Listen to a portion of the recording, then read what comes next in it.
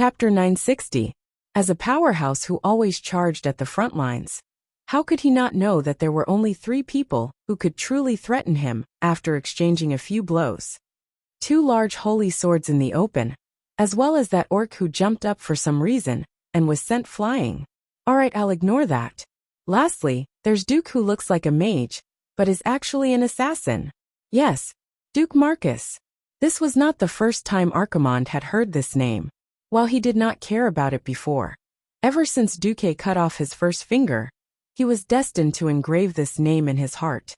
He had already decided to imprison Duque's soul under his burning throne, and let him suffer endless torture for tens of thousands of years. Unfortunately, before that, he had to face the threat behind him. Ha! Archimonde's huge body twisted violently, and his left fist smashed towards Mograine behind him. In midair, Mograine should not have been able to borrow any strength, but at that moment, a mass of arcane energy appeared out of thin air. With a light push from beneath Mograine's battle boots, the incredibly heavy Mograine was able to complete a double jump that not even professionals could do. Even Newton's coffin couldn't hold him down anymore. Cough cough. It was this jump that caused Mograine's threat level to skyrocket. Originally, he could only aim for Archimonde's waist, but now he was going for his neck. Without thinking, he changed his attack. His left fist that was originally sweeping horizontally turned into an uppercut. At that moment, 3 arrows arrived. Tyrande, who had been hiding her true strength, finally revealed her true abilities. Once Fortify Aura was activated, the power of the Windrunner sisters' arrows increased exponentially. Their arrows, which were originally like mosquito bites to Archimonde, were instantly raised to the level of All's. Lilith's Wind Arrow was the first to arrive, activating Archimonde's tough skin resistance against natural attacks. Who knew that in the next instant, it would be Lightning Arrow, followed by Flame Arrow. 3 arrows in a row, almost hitting the same spot in unison. The last arrow broke through his defense and pierced deep into the joint of his left hand. Every creature's joints were extremely sensitive. Normally, a swollen joint would cause it to be unable to bend or anything, let alone a needle-like arrow. Ak froze on the spot. Die! Mograine roared, and the wide Ashbringer swung down at high speed. Surging holy light rippled in the air, forming a loud sound similar to a sonic boom. You're the one who will die. Archaron's finally revealed his trump card. It was a skill that did not exist in any version of history. His eyes suddenly turned bright red, and then shot out a crimson ray similar to the kinetic death ray. Duque was tongue-tied.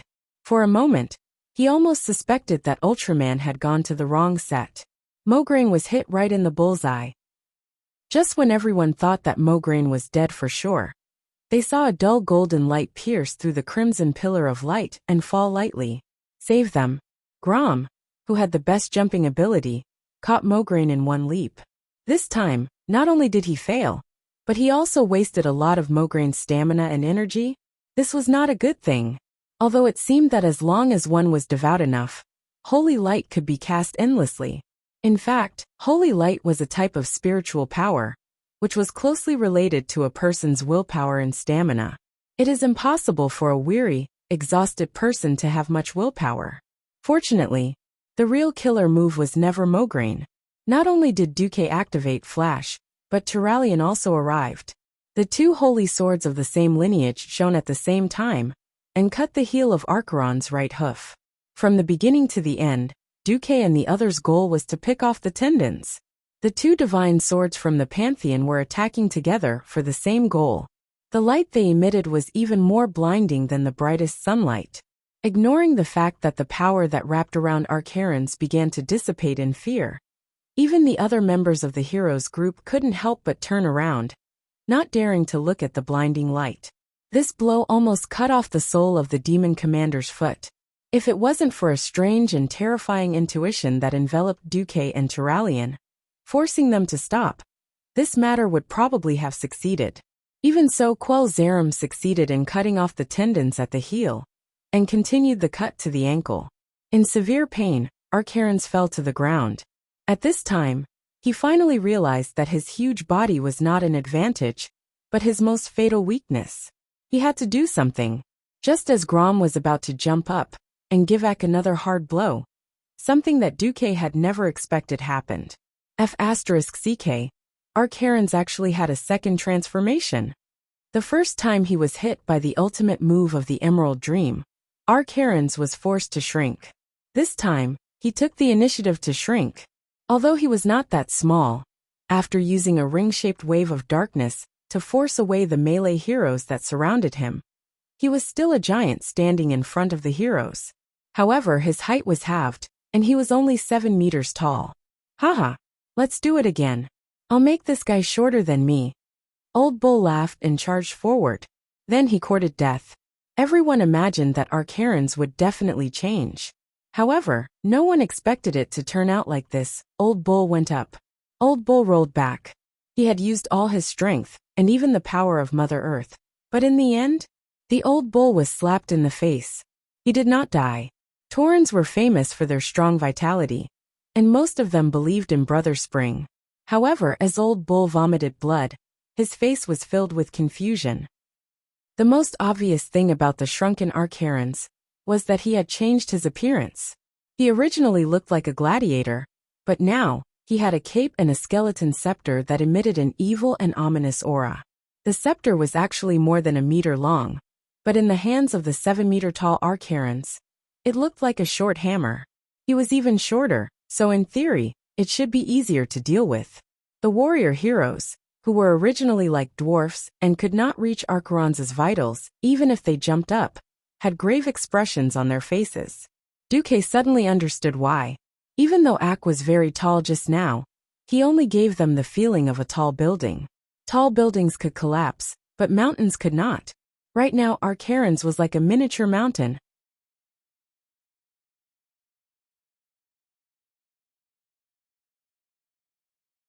Chapter 961. Duque had transmigrated, greatly altered history, and lifted the skirt of the goddess of fate. Just when he thought he could conquer fate, he was shocked to find that he was also being teased by the goddess of fate.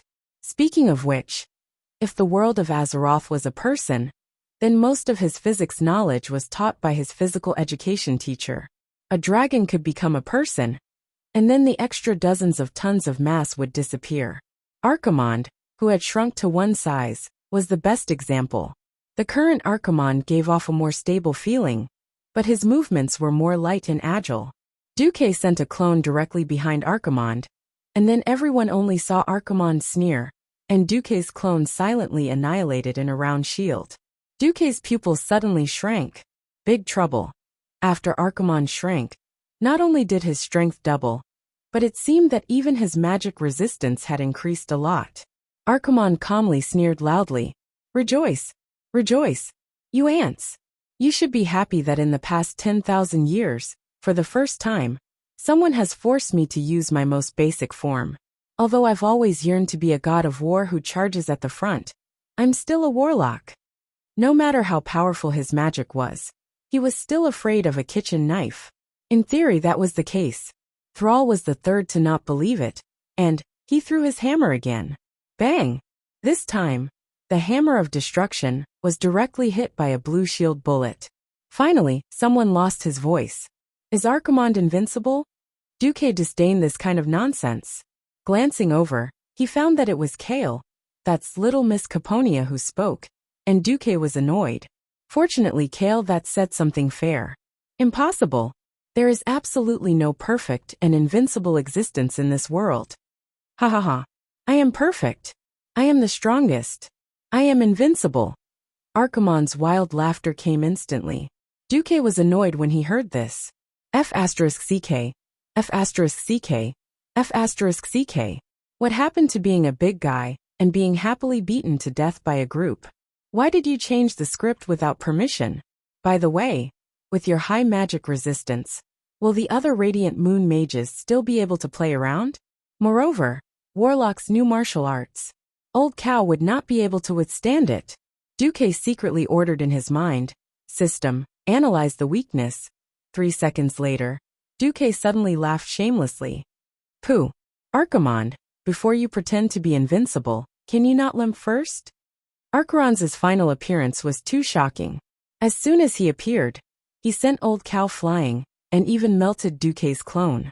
This shocked the group of experts. Following Duque's words, everyone suddenly realized that Arcarans, who seemed to have greatly strengthened himself, did not heal his own injuries. The broken middle finger was still oozing purplish-blue blood. His right leg, which had a small part of his hoof and a broken hamstring, was still limping. Even though he could use his willpower to ignore the existence of the pain, the faint remnants of golden holy light around the wound seemed to be telling everyone, "This is the target, aim here." He couldn't help but burst into laughter. Ha ha ha ha. This is too funny. I've seen bragging, but I've never seen someone so good at bragging. Does the Burning Legion rely on bragging to determine their status? Led by Shorty, who had the least sense of propriety, they started scolding Archimonde in a multilingual manner. Heroes from all walks of life immediately turned into Internet Water Army keyboard warriors, scolding Archimonde until he was black and blue. Just as everyone was laughing wildly, Duque's whisper of the wind sounded in everyone's ears. "Everyone, please pay attention to the color of Arcaran's light shield. If I'm not wrong, red is the Hellhound mode, which mainly increases magic resistance. Yellow should be the Doomguard, which increases strength and attack power." Originally, they had to pay the price of blood to try to deal with it, but with Duque's familiarity with warlocks and the system elf's abnormal analysis, Arcaran's possible changes were almost impossible to hide. With such amazing information, wouldn't everyone be able to fight the tycoons? Distribute the land? Oh no, it should be fight the boss and distribute the equipment. Hee hee. Hee hee. Very quickly, especially the orcs, everyone started to smile with ill intentions. It was as if, like sharks smelling the scent of blood, everyone gathered together again. Hee. I, the great Arcarans, am really being looked down upon. With that, Ak raised his left hand, and a large meteor rain fell from the sky, crashing onto the ground around him. Not only that, with a sweep of his right hand, a river of flames made of fire of destruction first moved to the left and then to the right, blocking in front of the heroes. Logically speaking, it should be the melee classes dodging, but who would have thought that the melee classes would roar and charge across the river of flames, directly reaching the other side of victory, and start attacking Archimonde with their weapons. It wasn't that they were crazy, but that Malfurion and the other healers were desperately supporting them. Almost every melee hero had the Great Druid's powerful continuous HP recovery spells, heal, and rejuvenation. Those who were more seriously injured could even enjoy the more powerful Swift Heal, or Life Bloom. What? Arcarans couldn't hide the shock on his face. In the next moment, he directly activated Fear.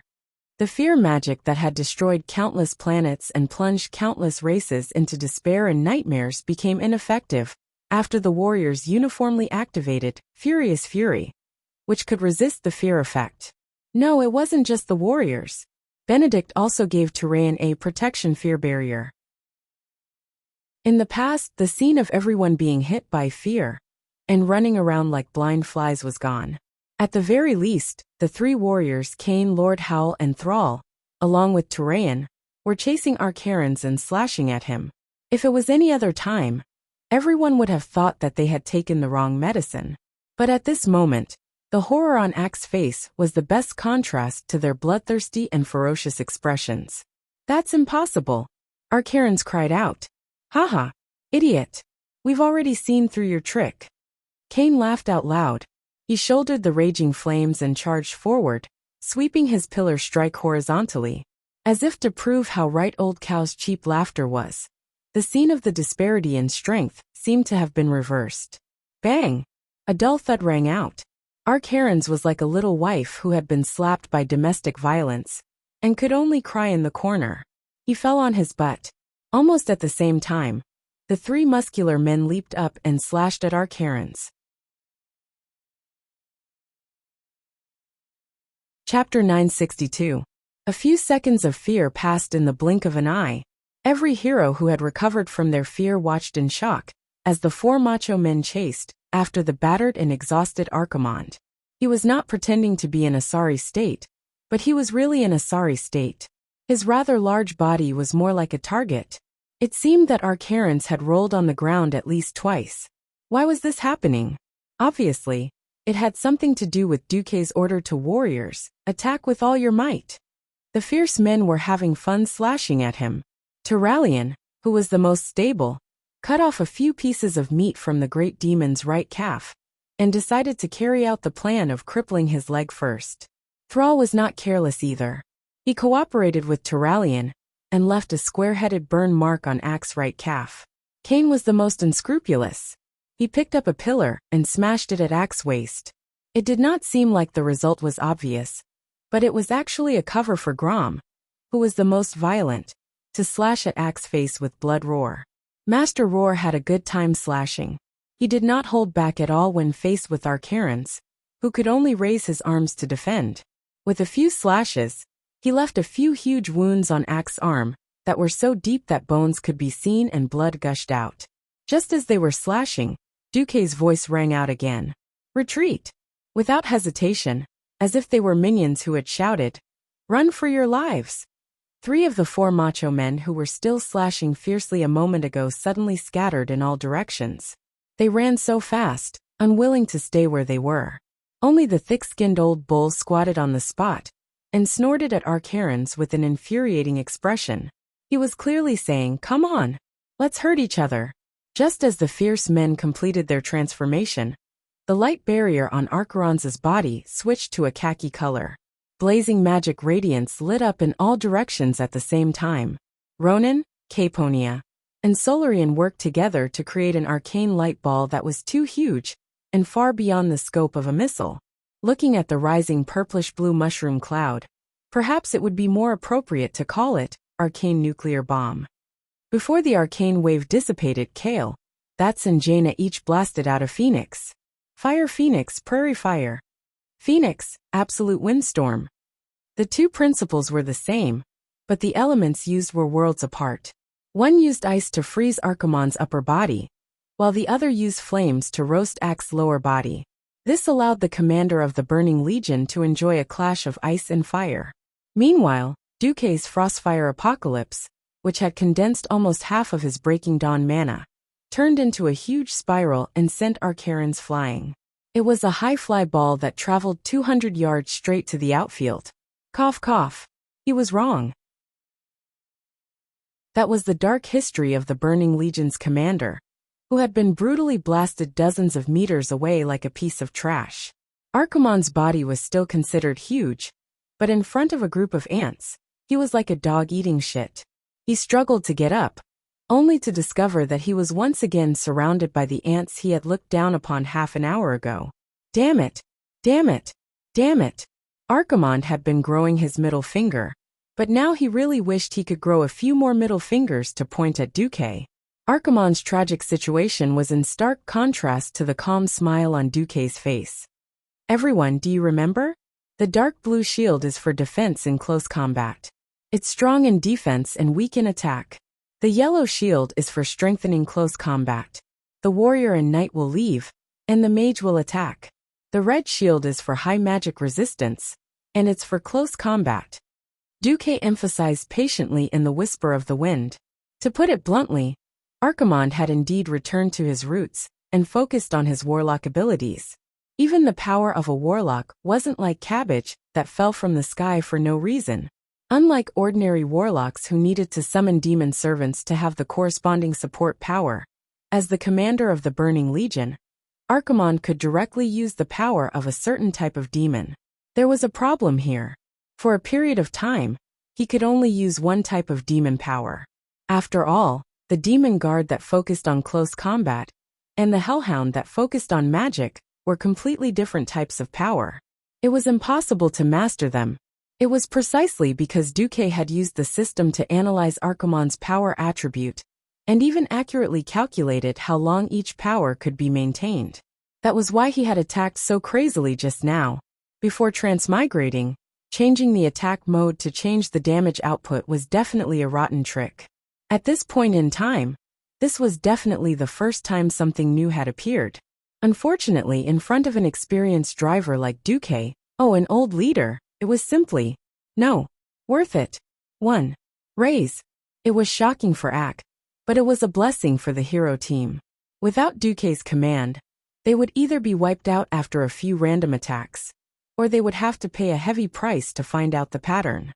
It definitely wouldn't have been so easy.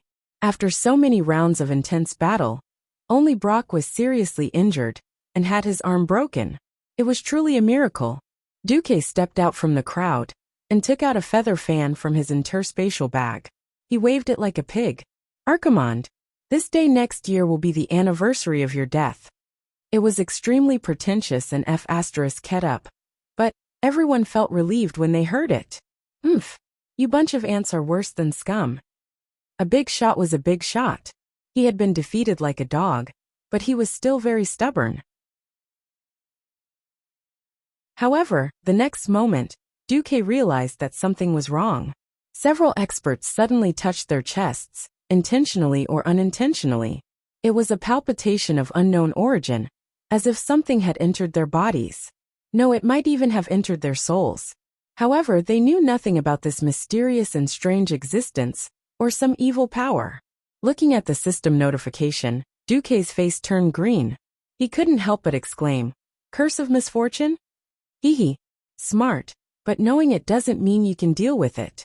An evil smile appeared on Archimonde's face. Then it was his turn to attack. As the boss of the Burning Legion, there seemed to be no restriction of only being able to use one curse on a target. Curse of pain that caused damage. Curse of weakness that reduced the target's damage. Curse of elemental that reduced the target's resistance to shadow and frost. He gave all the curses that could be used to Old Cow. These weren't the main point. The main point was the curse of misfortune that killed people. The curse of misfortune was a curse that had a delayed effect. It was fine if the damage was extremely high. The most terrifying thing was that once someone died under the curse of misfortune, an apocalypse guard would immediately be born from the dead person's corpse. There were all-powerful experts in the hero domain, who knew who would die under the real curse, and what level of demon would be born. It might not even be rare for a demon lord to be born. Duque's face turned green.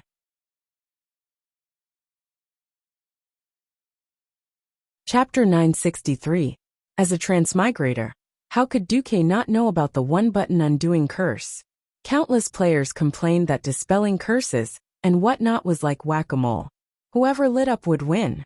As someone who had the system elf, of course, Duque wouldn't use such a cheap and stingy thing like one click to remove curses. He would always give it to the system elf, and it would automatically remove curses. Most of the time, many people who were cursed would instantly feel a chill, and then feel nothing, because Duque had undone it in less than 1/10 of a second. However, Archimonde's curse of misfortune was clearly of a different dimension from other curses. Other curses were like a slipknot on a rope. As long as the source and target were found, it was very easy to solve. Why was the curse of pain painful? It couldn't be solved because it was painful. It was because the curse of pain had secretly blocked someone's blood vessels and caused internal injuries. That was why the victim would constantly be hurt in an intense battle. Now that he understood it, he just needed to dispel the dark power. The principle was not much different from preventing a stroke. The curse of misfortune was like putting a big basin full of wet and messy cotton rope, and then saying, "Come on, untie me." Its degree of difficulty and complexity was definitely higher than the other curses, with a difficulty coefficient of 1. Open a few more cubes. The problem was if it couldn't be undone, they would die. Even if they entered the realm of heroes, how could the physical strength of mortals compare to extraordinary beings like dragons who had super long HP bars? Everyone knew how troublesome it was. The moment the mages sensed this curse, almost all the pharaoh were dumbfounded. "No, I can't undo it." Caponia and Solarian were the first to give up. Duque, the former elf prince's face was full of shame and shame. "I can't either." Jaina gritted her teeth and showed a resentful expression. At first, Duque thought that Ronan couldn't do it either. Unexpectedly, Ronan gave Duque a huge surprise. "I can guarantee that I can take care of myself and a specific target before the curse breaks out." On the other side, Malfurion, the great druid who could also remove curses, frowned. "I can also be responsible for a target other than myself, but my healing ability will be weakened. Now was the time to make a decision. While it was safe to retreat, it would also greatly weaken the team's attack power. It wasn't impossible to fight head-on, but the risk would increase exponentially. Duque gritted his teeth and said, "Only 10 people. Ronan will take care of himself and Kane. I'll deal with the other 8. Kane, Grom, Thrall, me, Ronan, Alexandros, Turalian, Servanas, Tyrant and Malfurion will stay." Duque quickly decided who would stay on the battlefield. In other words, the rest of you should leave immediately. Everyone was eager to participate in Archeron's final kill. Unfortunately, strength was an incomparably cruel dividing line. If you have the ability, then go up. If not, then go down. Shamelessly staying in the team was irresponsible to themselves, their teammates, and even the entire world. Jaina raised her staff and shouted, "Duque, you must win. I'm waiting for you to avenge me. Everyone, let's go and block the mountain entrance. Don't let a single demon in." After Jaina led the slightly weaker champions away, there were suddenly only 10 champions and Archerons left in a radius of 1,000 meters. No, it shouldn't be like this. It can't be like this. Archerons had many tricks up his sleeves, but Duque was too experienced. With the help of the system elf, his dirty tricks were often completely seen through by Duque the moment they started. Even though many champions had left and their attack power was inevitably weakened, Archeron's life force was indeed weakened. The situation was so bad that he had to make a decision. At the beginning, Archeron's idea was to cruelly crush the ants in front of him, then walk over majestically, destroy the World Tree, and absorb the power of the World Tree and the Well of Eternity. But now this idea was definitely different. Accomplishing both at the same time had become an unattainable task. However, there was still a chance of accomplishing one goal. Suddenly, Archeron's entire body was covered by a large blue cover.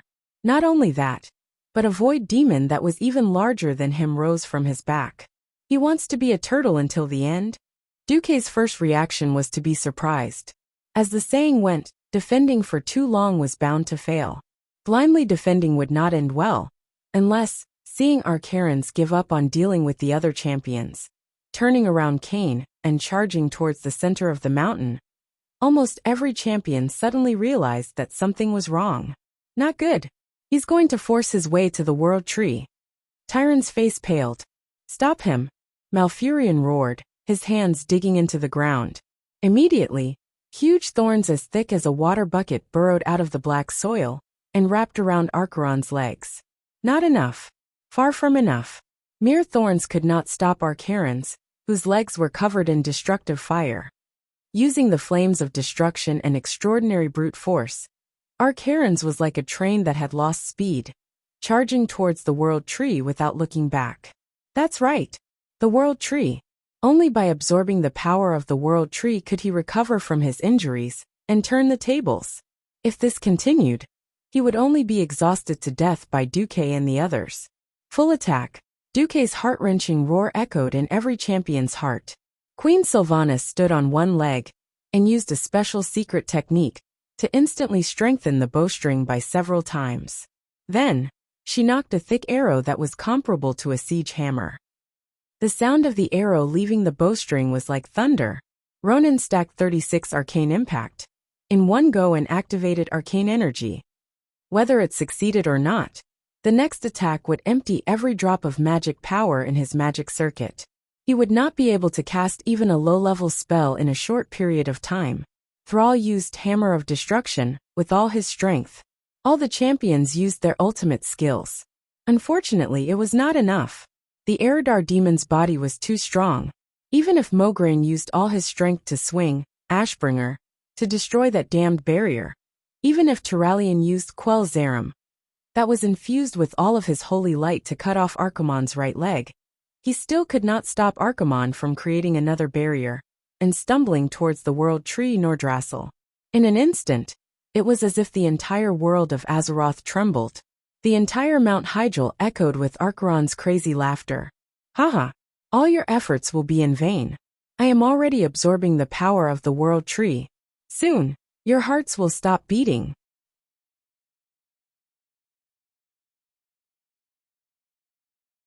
Chapter 964. Stop him! Malfurion let out a desperate roar. Once the power of the World Tree is absorbed, it will reverse and release Breath of Destruction. Weaken him, or we won't be able to use our last resort. The great druid didn't have time to explain what Breath of Destruction was, but it didn't sound like anything good. Far away, all the lesser elves on Mount Hyjal, and even the surrounding areas were alarmed. Gorgeous light balls began to fly toward the World Tree at high speed. Those light balls were the most basic unit of the Night Elves, lesser elves. They were the craftsmen of the Night Elves who could help the elves collect wood and other resources. At the same time, they were also the final form of the Night Elves after their souls returned to the earth. There was no time to investigate the legend of the lesser elves. However, what was certain was that if Archimonde's vitality did not fall below the lower limit, these lesser elves in soul form would only be courting death if they rushed over and self-destructed. They would probably be forced to fall in an instant, and then be made into materials for soul retribution. Stop him! Mograine slashed out with Ashbringer, for the last time. Then he knelt down on the ground, panting heavily.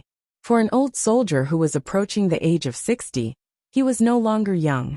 Ashbringer, which seemed to be infinitely powerful, and could blast the Calamity soldiers into pieces, was a typical holy artifact. However, using such a powerful weapon also required physical strength and mental strength. After squeezing out all the strength in his body, he slashed out a brilliant golden crescent. This golden crescent slashed over, but Archimonde dodged it the moment before it hit. An incomparably thick right leg fell to the ground. However, Archimonde really didn't know what kind of talent he had. He was actually climbing up with 2 arms and 1 leg. Stop him! Turalyon also went all out.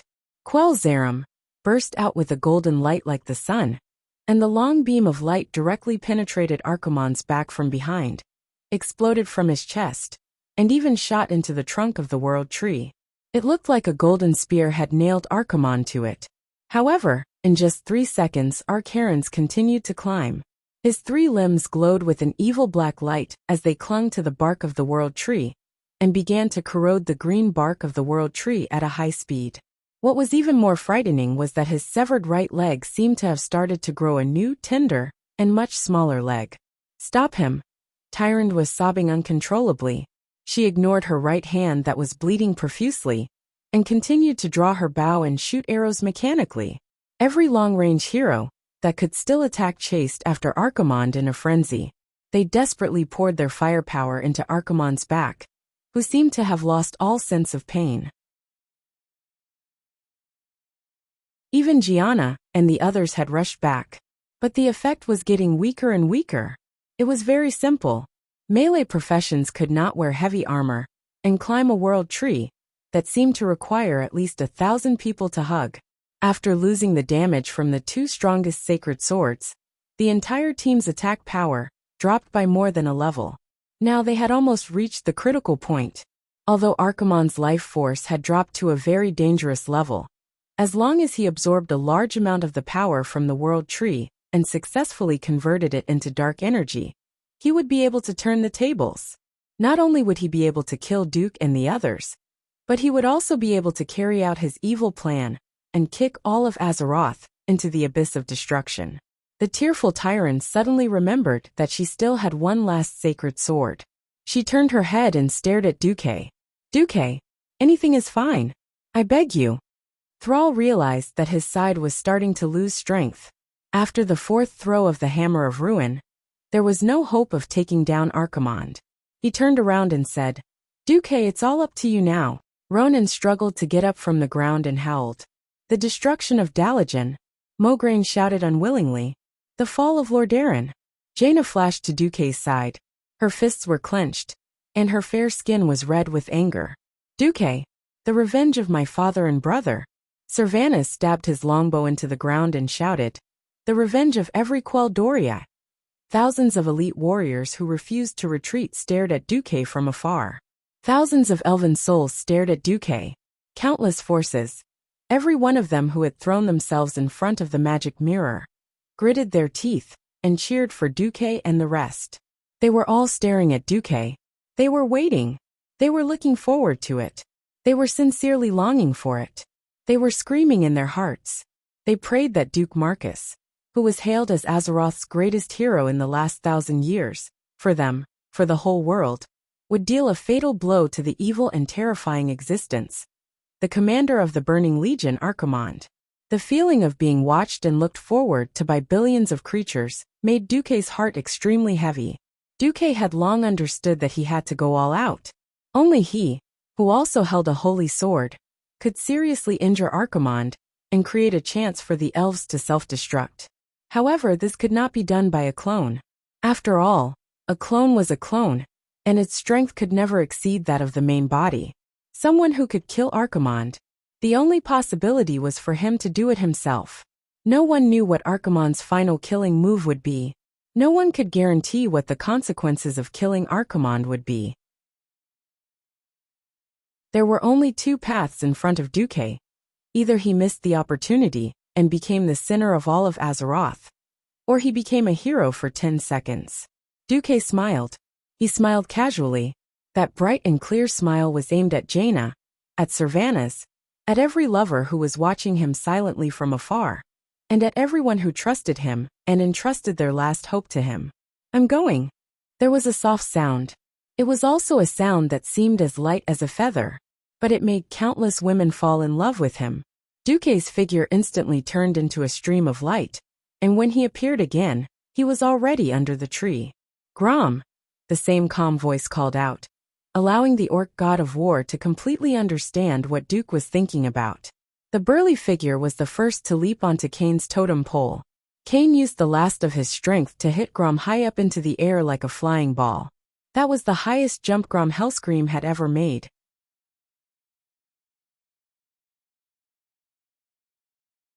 Chapter 965. An arrow pierced through the clouds, and an army of thousands came to meet. At this moment, Lord Howl was more than an army of thousands. That aura of choosing people to devour, that earth-shattering roar, that blood howl that turned the tide of the battle, all of them were Archimonde's death warrant. In order to deal with the long-range bombardment of the heroes, Axebody's resistance had already switched to a high magic resistance state. Grom's unexpected leap into the air caused Archimonde to panic. Gritting his teeth, Ak roared, "Hand of Death!" In theory, the effect of Hand of Death was to kill all targets within 30 meters. Unfortunately, Archimonde was too weak. He had been injured repeatedly, and most of his magic power had been diverted to the protective shield. Hand of Death, which was supposed to kill Grom instantly, landed on his chest with a loud bang. The orc god of war, who had extremely high HP, took the hit head-on. Then the scarlet long-handled axe drew a dazzling blood-red crescent in the air. The tip of the crescent was Archimonde's neck. Ah! With a scream, blood splattered everywhere. Half of Archimonde's neck was cut off from his body. If he were immortal, he would have died hundreds of times. But he was a great demon of Eridar with extremely strong vitality. Even though the huge wound on his neck was like a fountain, he still didn't die. Scram! A large AoE, air explosion, blasted Grom's body into the ground like a meteor. He crashed into the thick black ground and created a huge crater. At this moment, Duque arrived. A simple long-range flash appeared on Archimonde's broad back. "Farewell, Archimonde." Duque's shout spread in all directions. "Gone. It's over." There were so many people who covered for Duque's last attack, but Archimonde couldn't find any way to protect himself at the very end. He was in so much despair, so much hatred. If he had 10 more seconds, he could have completed the transformation of the World Tree's power, repaired his body, and won this easy final victory for him. However, it was at this crucial juncture that Duque arrived with the holy sword in hand. The golden light shone brightly, resplendent and glorious, with all the best wishes in the world of Azeroth. It was accompanied by the ethereal singing of holy children singing hymns in unison. Duque extended his left hand forward and pulled his right hand back. Like a drawn bow, he made a stabbing posture. The gears of time seemed to have rusted and solidified at this moment. Archimonde, who was at his wit's end, sent a wisp of divine sense to Duque. "Don't kill me. I only need the power of the World Tree. I swear I will not pollute this world. Otherwise, even if I die, I will give you the most terrible curse, polluting your soul, so that you will never be able to become divine again.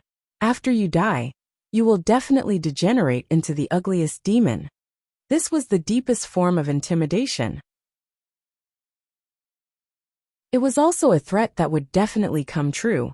The mysterious curse of a dying great demon was undoubtedly the most terrifying evil existence.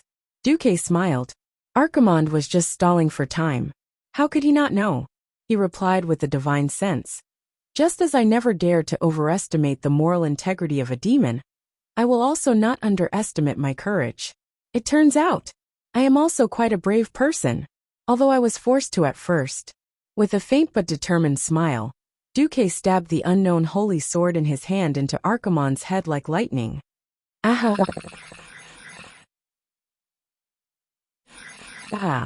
What came out of Archimonde's mouth was not only screams, but also a solid curse that was so thick that everyone could see it with the naked eye. If one ignored the black color that made people tremble, this huge curse was as long and magnificent as the Milky Way falling from the sky. Unfortunately, this incomparably illusory curse waterfall symbolized the ultimate evil of the world. It was the most violent destruction. It was the most terrible blasphemy. It was the deepest pollution. It was the strangest distortion. At this moment, everyone who looked at Duque with anticipation suddenly realized that they had forced Duque to make a terrible decision. No. Thousands of miles away, Queen Kalia, who saw this scene, fainted on the spot. Duque. Alicia's eyes were filled with tears. Nearby, Tyron's entire body was trembling, and she suddenly fell from the white tiger. Jaina suddenly felt all the strength in her body being sucked out, and she collapsed to the ground. Servana's face was pale, and he immediately knelt on the charred ground. Seeing this scene, Malfurion no longer felt like taking care of his allies. He raised his vine-like staff high up, and let out a long and complicated roar towards the sky. In the entire world, every little elf received his signal to attack. Hundreds of thousands of little elves drew colorful streams of light in the sky, and they all rushed towards Archimonde. Bang bang bang. Boom boom boom. At first, there was only a series of firecracker-like sounds, but it soon turned into thunder, and then into the continuous roar of tens of thousands of cannons. It was completely unacceptable to people's hearing. Not only hearing, but the terrifying strong light produced by the continuous crazy explosions. And even those who had their backs to the light source could still feel the unbearable strong light. Through the palms and arms that were covering their eyes, the strong light pierced through their muscles and skin, and pierced into their eyeballs. Ah! All kinds of screams. Screams. Painful cries. Endless screams. Every hero's senses were completely messed up. For a long time, no one knew how long it had been. Servanas finally opened his eyes. The huge world tree, Nordrassil, was like a lonely guard standing on a lonely land, and the crimson lightning that fell from the clouds outlined its outline. The heroes who had survived the terrible battle looked down at the battlefield that was nearing its end.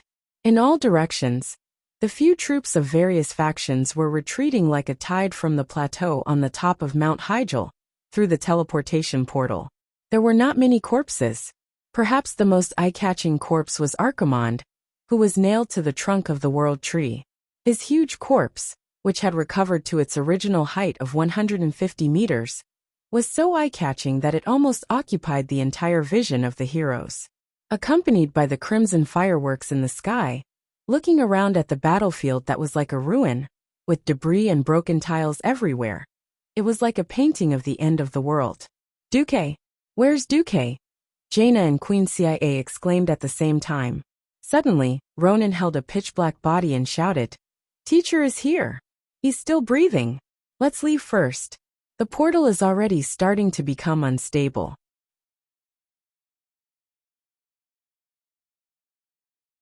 Chapter 966. Without any explanation, two strong arms picked up the two queens and plunged into the teleportation gate. The next moment, hundreds of miles away, the once huge and lush world tree's crown could be clearly seen shining brightly. After a violent tremor, the entire mountaintop exploded, Then, a terrifying shock wave and dazzling fire swept through the entire Mount Hyjal, like a huge wave that could destroy the world. All signs of life were swept away by the wave of destruction at this moment. The night elves who had already taken refuge watched blankly, as the home they had lived in for nearly 10,000 years was destroyed in this world-shaking explosion. Woo-woo! Woo-woo-woo! Countless elves knelt on the ground and prayed, wailing loudly. At the same time, in the wizard tower of Theramore Harbor, there was also a loud cry. Damn it! I asked you to see if you could do anything, not to sacrifice yourself. Jaina knelt in front of the bed, tears streaming down her face. Servanas also knelt, his hands clasping the palm of the black figure on the bed. He pursed his lips tightly, and did not say a word, his body trembling nonstop. The grief of the two queens was clearly expressed. In order to defeat Archimonde and his main force of the Burning Legion, the Alliance paid a heavy price. At this moment, in Theramore Harbor, almost every piece of green grass was neatly placed with corpses. Those who slept here were the familiar faces of the living who stood where they were in the past. Although each of them had written their wills, and were prepared to accept their sacrifice before coming here. And this battle had ended in victory as well, proving that all their previous efforts were absolutely meaningful. But compared to such a victory, they would rather die in battle with their companions on Mount Hyjal, and not taste the suffocating despair that came from the Mage Tower. In order to kill Archimonde, the commander of the Burning Legion, their most respected hero of the Alliance, Duke Marcus, also suffered the most terrifying backlash when he killed this super big demon. An unknown and terrifying death curse had filled his entire body with the most evil and dark power. Since the invasion of the orcs, they did not enjoy many years of peace, and the Burning Legion also came. Everyone said that the test for Azeroth was yet to come. If they lost a powerful leader like Duque at this time, no one knew what would happen next. Would the Alliance disband? Would the world come to the brink of destruction? All of the soldiers experienced the feeling of fear, worry, and helplessness towards the future after victory. It was as if they harbored a thirst for military achievements and hope in life, but were immediately seriously injured and on the verge of death as soon as they stepped onto the battlefield. They had no choice but to face the cruel reality of having their dreams shattered. It was a terrifying feeling, as if all future prospects were about to be destroyed. On top of the Mage Tower, Turalian, who was holding Quell Zerum tightly, had tears streaming down his face. Similarly, Mograine, who was holding Ashbringer by the window, had a similar expression on his face. As comrades who had worked with Duque for more than a decade, they knew better than anyone else how important Duque was in pushing the Alliance forward. Not to mention that Duque had a close relationship with the three queens.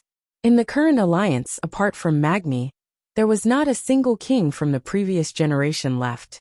In this political arena where political capital and achievements were the most important, there was no one who could replace Duque, not even temporarily. If they lost Duque here, it would definitely be a heavy blow to the Alliance's politics, economy, and military.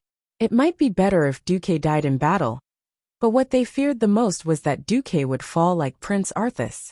That would be the nightmare of the Alliance, and even the entire world of Azeroth. A leader who understood the Alliance, and even the Horde the best, who had wisdom far above others, had fallen into the Burning Legion's sharpest claws. Just thinking about it made Turalian and Magni shiver. Looking at Duque, who was entangled by the dark aura and his body twitching, Jaina's tear-stained face looked as if she had been stabbed. She turned her head and questioned Benedict, Riadaline, and all the clerics. Can't you do anything to find a way to get rid of the dark power in Duque's body? None of the clerics dared to respond to Queen Kurtiraz's anger immediately. At this time, Queen Sylvanas pressed the back of Jaina's hand with one hand. Enough! Didn't they say it before? It's useless to blame them. Duque's magic circuit is too fragile. This is the result of suddenly being invaded by dark power, when Duque used up his magic power. Forcibly injecting external holy light will only cause every inch of Duque's magic circuit to collapse and explode.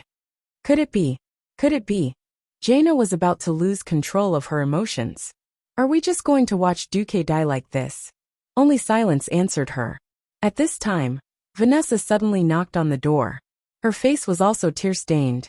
Several representatives of the Horde are outside Theramore. They want to see Master Marcus. Jaina was completely out of control. What are those cruel orcs doing here at this time? Do they want to see if Duque is dead, and then take the opportunity to defeat the Alliance? Mograine gently pressed on Jaina's shoulder and shook his head. My old brother Theon once said, I've seen the dirtiest humans, but I've also seen the greatest orcs. So glory has no borders. Jaina fell silent. Turalyon nodded to Vanessa. Let them come up. Not long after, Thrall, Grom, Wajin, Kane and several other Horde leaders came up. Kane was too big, so he could only stay under the Mage Tower. The other three came up, holding a bouquet of flowers. Although the flowers did not match the burly and violent appearance of the orcs, everyone still felt a trace of warmth. Thrall spoke directly in the standard human language. I know that we may not be welcome, but this time, we have nothing to do with our position. It is purely to express our respect for a great hero. Perhaps one day, the Alliance and the Horde will go to war again. Even so, I hope to see a healthy and powerful Duke Marcus on the battlefield, rather than hiding in a dark corner and rejoicing that a strong enemy has left. Thrall was so open and aboveboard that several paladins silently bowed slightly to Thrall to show their respect. Sylvanas and Jaina stood up together and also bowed to Thrall. Finally, it was Queen Sylvanas who spoke. Thank you for your visit. This cooperation between the Alliance, the Horde, and the Night Elves was single-handedly facilitated by Duque on the Alliance's side. We also hope that we can finish what we started. Before there are new developments, we hope to maintain a state of peace with the Horde.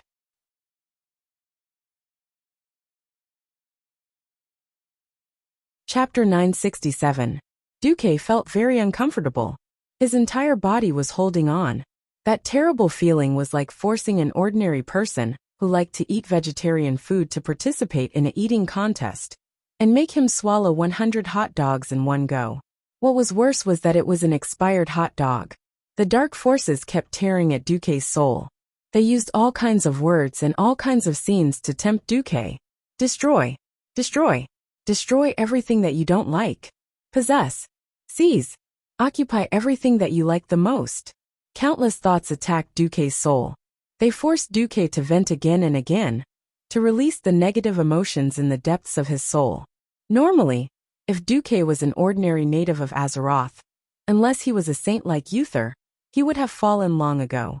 Because the terrifying curse forced Duque to destroy 100 worlds, 1,000 castles, and occupy 10,000 beauties. Fortunately, transmigrators had their own way of releasing pressure. It was a unique virtual space in Azeroth. Ha ha ha. I'm the master of my world. Duque laughed loudly as he created 100 worlds in SimCity. Then he summoned natural disasters, either flooding or burning them, destroying the 100 worlds. Just castles be destroyed under my iron hooves. Duque laughed maniacally as he wantonly raided houses in Exile Conan, destroying the 1,000 castles that foreigners had painstakingly built. Teachers, submit to Duque's godly sword. Wahahaha. Duque laughed sinisterly as he immersed himself in the 10-terabyte action movies that he had watched before. He wreaked havoc and fought with the teachers over and over again. After completing all the requirements, Duque suddenly woke up. His head was very heavy. His eyelids were very heavy. Even so, Duque still felt that his hands were tightly held by a pair of warm and soft hands. He's awake. He's really awake. Everyone be careful. The surroundings were in a state of chaos. Duque slowly opened his eyelids and saw two beautiful faces with tears in their eyes. Then, the rest of the passers-by like Turalyon and Thrall were all ignored by Duque. F***ck. I actually changed from a European commander to an African chief. Duque said something that no one understood the moment he opened his mouth. Duque didn't expect anyone to understand his self-deprecating way of saying that he had fallen from a lucky star to an unlucky ghost. But I don't feel comfortable if I don't complain. For some reason, Duque's strange way of speaking made the holy knights at the side heave a sigh of relief. Holy light above Duque, I truly admire you. You've been corrupted by the power of darkness, Yet you're still able to maintain your consciousness. Mograine placed the large Ashbringer beside his hand. Turalyon, on the other hand, was in a dilemma. His rationality told him to remain vigilant. After all, the fall could happen in an instant. Perhaps the fallen Duque still retained his cunning, and this was purely to numb people. What was interesting was that apart from him, everyone chose to believe that Duque had survived. Even the leaders of the tribe heaved a long sigh of relief. What? Duque is awake. Cain, who was more than 4 meters tall and had a huge body, actually shamelessly climbed up the stairs to the highest floor of the Mage Tower when he heard the commotion. He stuck half his head out of the door and kept looking. Duque, are you all right? The tear ducts of the 2 queens were too developed. Their tears flowed endlessly like a broken dam. How can I be all right? Wait a moment. Let me see if I can examine myself. Duque sighed and summoned the system elf. Hey, system elf, if you're not dead, let out a grunt. Humph. Duque was speechless. Help me examine my body. Host, I've already finished my examination. You're currently in a shadow form that can't be switched. Huh. Wait. Wasn't I cursed? If you're talking about Archimonde's curse before he died, then it should be a very high priority and compulsive mental suggestion. By asking you to complete a specified depravity event, it will cause your mind to naturally distort. However, you've already completed all the compulsive requirements with the virtual reality simulation. Now, according to my assessment, your mental health is at 60%. So I've lost 40%. Duque secretly sighed. No, host, you've only lost 15% of your mental health because of the curse. By the way, before you came to Azeroth, the host's mental health index was 55%. Wait. Something's wrong. Duque wanted to shut the system elf up, but it was too late. Before the host came to Azeroth, you were just a young man who failed many subjects and almost had to repeat a year in his first year. Then, your heart was filled with dissatisfaction with the status quo and a strong desire for the opposite sex. After you came to Azeroth, as the host's social status increased, and you received love from the opposite sex, your mental health index peaked at 80%. Host, your mental health peaked at 80%. Before today's battle, it was 75%. It's dirty. Shut up. Duque's face darkened. Alright, he was completely black now, so he couldn't tell. The system elf obediently fell silent. After a while, Duque said, Tell me the possible solution. The next moment, Duque's consciousness returned to reality. Duque said slowly, Where's my holy sword? Here. Vanessa hurriedly handed over the slender holy sword. Looking at the once unknown holy sword, Duque was suddenly speechless.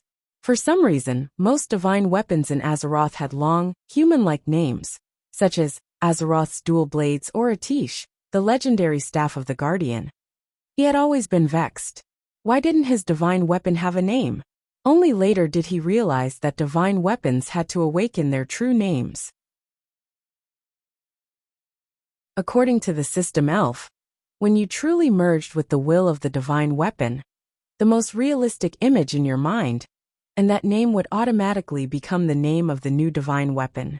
In the end, what did Duke, who had a sword in one hand and a staff in the other, think of when he killed Ak? Once upon a time, in the epic fantasy movie The Lord of the Rings, there was a powerful mage who did not know any spells at all. He only had the illuminating spell, and the rest of his talents were all dual wield, berserk, and other messy talent skills. He also held a staff in his left hand and a sword in his right, sweeping through thousands of orcs without panting. That's right, he was the famous white-robed sword sage Gandalf. In the end, the moment Duque killed Archimonde, he thought of Mr. Dry Tofu. Alright, something had happened. Duque picked up the slender holy sword sage, and there were a few words written on it. Gandalf, the legendary sword of the white-robed sword sage. Duque almost spat out a mouthful of ketchup.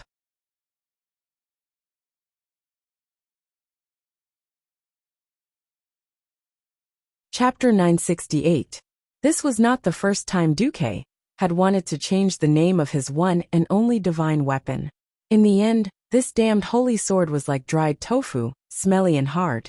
It only recognized itself as dried tofu and ignored everything else. Alright, Duque gave in. If worst comes to worst, I'll just find a better divine weapon in the future and replace you. In the next second, when Duque silently recited the full name of the holy sword, everyone suddenly discovered that the long blade had turned into a translucent illusory form. This is... Savannah's tear-stained face was full of astonishment. I have to do my best.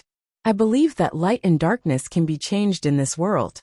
Since Arthas was able to fall from a glorious holy knight to the most evil death knight, I believe that I can also overcome the power of darkness in my body and change myself back to the side of light. Duque's sonorous and forceful words caused everyone in the room to freeze in shock and admiration. Duque faced the left. Turalyon, I know that you are the most rational of all of us. Now I need you to be rational. So please place Quell Zerum on my neck. If things go wrong, you can chop off my head. Turalyon's facial muscles kept twitching and trembling. He really wanted to curse at Duque for giving him such a cruel task.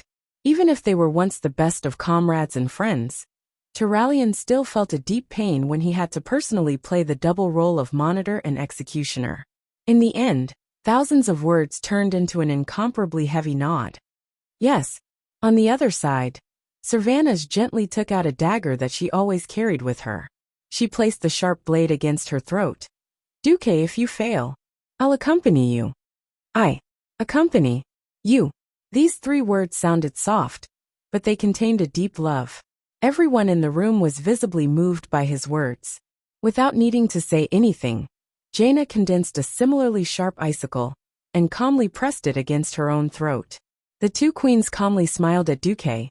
The breeze that blew in from the window made their golden hair flutter, as if saying that as long as Duque could not turn the light in his body into the same color as their hair, then tragedy would be the only ending. Please move back to the wall. Everyone did as they were told. Everyone's gaze froze, and even their hearts seemed to have stopped beating. Everyone held their breath and watched as Duque smiled faintly as he pierced his own chest with the divine sword, whose blade had already turned completely illusory.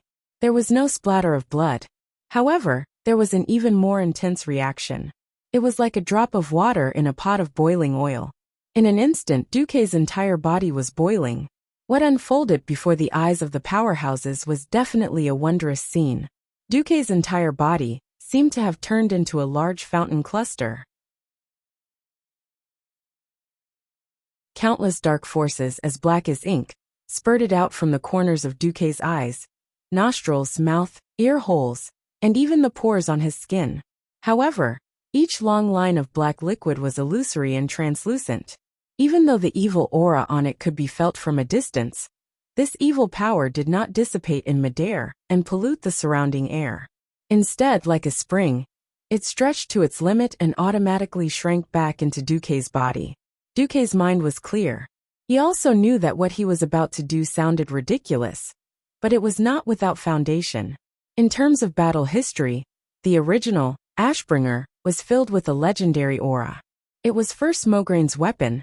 Then as Mograine was tricked by his son, the Ashbringer also followed Mograine's soul and became the fallen Ashbringer. Finally, it jumped back to the side of light and became Tyrion Fordring's killing weapon, killing the Lich King Arthas. In terms of professions, there were also holy priests and shadow priests who could switch talents at will. On a larger scale, including planet Azeroth, the multiverse was made up of light and darkness. Therefore, light and darkness were only relative existences. There was no absolute boundary. Duque's mysterious and strange prayer echoed throughout the room. Light originates from darkness, and light emerges from darkness. Light originates from darkness, and light emerges from darkness. It was repeated over and over again, like an infinite brainwashing cycle.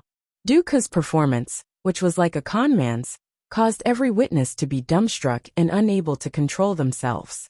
Yes, this was the incantation, or line, chanted in the movie when Khadgar defeated Old Max and reversed the corrupted Karazhan energy pool in order to save the world. Strictly speaking, this was not a real incantation. Remember, the power of holy light and the power of darkness were classic idealistic powers. Regardless of whether others believed it or not, he believed it. That was enough. Just like the brainwashing song Little Apple. It was not pleasant at first, but after listening to it for a while, not only did it sound good, but it also made him feel that he really did not need to take his medicine today. And he felt cute. That was how Duque hypnotized himself. Now it seemed to be a little useful. The power of darkness around him was still roiling endlessly. But at this moment, anyone could be surprised to find that the condensed power of darkness seemed to be rolling slower and slower. Then the ink-like black seemed to be impure. It was mixed with a lot of strange light. At first, it seemed to be dark gray, but gradually, some people saw light gray, light white, pure white. And finally, there was a faint golden light, like a dancing golden snake in the thick ink. The two queens, who had been holding a sharp blade to their throats, began to tremble involuntarily. They could not believe their eyes. Clang. Queen Sylvie's dagger fell to the ground. The icicle in Jaina's hand also fell to the ground after losing the support of magic, turning into ice shards that no longer had any special meaning. In the room, every woman covered their mouth with their hands, afraid that they would scream and startle Duque, interrupting this epic-making process of whitewashing. Thrall and the others widened their eyes, and their eyeballs almost popped out of their sockets. Not only did Old Bull widen his eyes, but even his nostrils rapidly expanded, and he panted heavily. Ronan was the smartest. Even though he was as excited as the others, he did not forget his original intention, and quickly put up a protective barrier, trying to block the outside world as much as possible. The golden light increased, and became more and more intense. After a short 10 breaths, the golden light suddenly shone, and even outside the mage tower, a huge golden pillar of light shot into the sky. A golden Duque that seemed to be made of pure gold appeared in front of all the experts.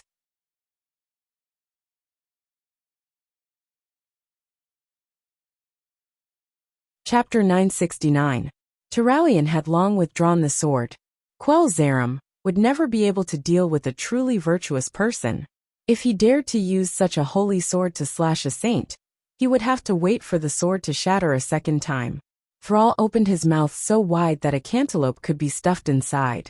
Grom's unscrupulous mouth even accidentally dripped saliva. It couldn't be helped. The beastman's fangs were too long, and it was easy for saliva to drip out. But no one was offended, because most of them were just as unsightly. Vanessa was crying so hard that she looked like a cat with snot running out of her nose. Servanas and Jaina had unknowingly hugged each other. Their beautiful faces were tightly pressed together, and their tears were flowing together. It was impossible to tell whose tears they belonged to. In any case, all four eyes were fixed in Duke's direction, and they did not even blink, unwilling to miss out on any changes in the slightest. Even in the face of strong light, only Jaina used magic to create 2 black lenses in front of her eyes. When the dazzling golden light gradually faded, Duque pulled out the illusory holy sword from his chest again. His body turned from a 1,000-watt light bulb to the color of a normal person. At this time, almost all the powerhouses present heaved a sigh of relief. It seemed that Duque had escaped the fall. "Duque, are you all right?" the 2 queens asked in unison, as they stretched out their hands. For jade-like hands seemed to be caressing Duque's body wantonly. It was as if they wanted to see if a certain part of Duque's body had demonized. Duque smiled bitterly and sighed. "Generally, I'm fine." This time, a long sigh of relief rang out in the large room. "Congratulations, Duque. I knew you could create miracles." If not for the 2 more noble queens in front, Mograine would have rushed up to give Duque a bear hug. "If possible, tell me how you returned from the darkness to the light." Actually, Duque didn't seem to know how to start, but he still chose to say it directly. "Alexandros, after all, that is the power of Archimond, the commander of the Burning Legion. It's not that easy to get rid of." This, Mograine was stunned. Everyone's hearts were in their throats again. Duque sighed. "I'd better demonstrate it for you." After saying that, Duque's palm glowed with a holy light. Benedict was stunned. "Is this a healing spell?" That's right. That's right. It was a healing spell. Although it was a low-level healing spell, Duque managed to cast a low-level healing spell in the next second. The holy radiance shone on Jaina's finger, and the long wound that was scratched by the sharp icicle began to heal at a speed visible to the naked eye. That's impossible. Duque, aren't you a mage? Kale that was a little confused. Duque didn't say anything. This time, he turned to cast his spell on Turalian. This was a more advanced, quick heal spell.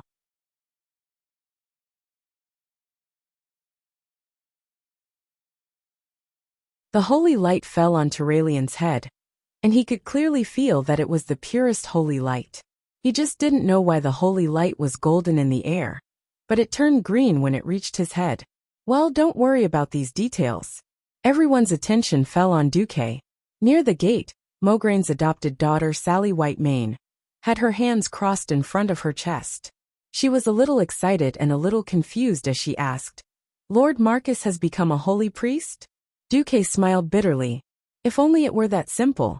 What I'm going to do next is controllable. Please don't get excited, and don't cut me." Someone swallowed. Duque transformed magnificently. In less than half a second, the holy radiance surrounding him faded away, turning into a dark color as deep as the night. At this moment, Duque became the first shadow priest in the history of Azeroth, or shadow priest for short. What he used was the shadow form of a shadow priest, which could increase shadow damage and weaken the physical damage he received. Duque, this is... Turalian was also stunned. Just like 15 years ago, when the profession of warlock was first introduced to Azeroth. 10 years ago, many Dalajan wizards who couldn't continue on the path of wizards turned to warlocks who used dark power. I seem to have opened up a new talent for priests. Shadow. Turalian's face was full of embarrassment. How about it? Do you want to try the attack of a shadow priest? I'll be gentle. Curiosity killed the cat. Turalian seemed calm and rational, but he was also a curious and sharp person. Just like that, he held up his shield, and his body burst with holy light. He said in a deep voice, "I'm ready." Duque slowly raised his arm, stretched out his index finger, and spat out 4 words. Mental lash. Since it was a mental attack, it naturally had nothing to do with physical defense. Similarly, it was not a direct dark power. The damage that came from the soul almost made Turalian jump in pain. Ouch. Stop. Stop now. Duque smiled and stopped. Then, under everyone's gaze, he changed his talent again and became a holy priest. The crowd was speechless. All right, now I have light and darkness coexisting in my body. Although the light is the absolute majority, I can't guarantee that I won't fall or something in the future. So, I'll take this opportunity to resign from the position of Alliance Commander. This is a good thing for me and the Alliance. The leaders of the Alliance instinctively wanted to persuade Duque not to do this, but after thinking about it carefully, they found that this was the best result. Before figuring out what a shadow priest was, no king would be at ease to hand over their army to a strong person who could use dark power. Even if that person's name was Duke Marcus. The words that were about to come out of their mouths were all stuck in their throats. Only Jaina had a faint smile on her lips. Duque wasn't going to die in battle or fall completely. Even if he removed this title, would his influence on the Alliance fade? What a joke. 1 vote from each of the 3 queens was enough to influence any major decision in the Alliance. From Jaina's point of view, Duque's move to advance by retreating was extremely beautiful. Moreover, Duque had suffered because he wanted to kill Archimonde. If the hero who saved the world would be persecuted because of this, then there was no point in staying in the Alliance. If anyone dared to force Duque, Jaina was willing to bet that Kurtiras, Sindorii, and Rotterdam would definitely withdraw from the Alliance. Everyone was relieved that Duque was fine. At this moment Duque smirked. Then, is it time to split the spoils of war?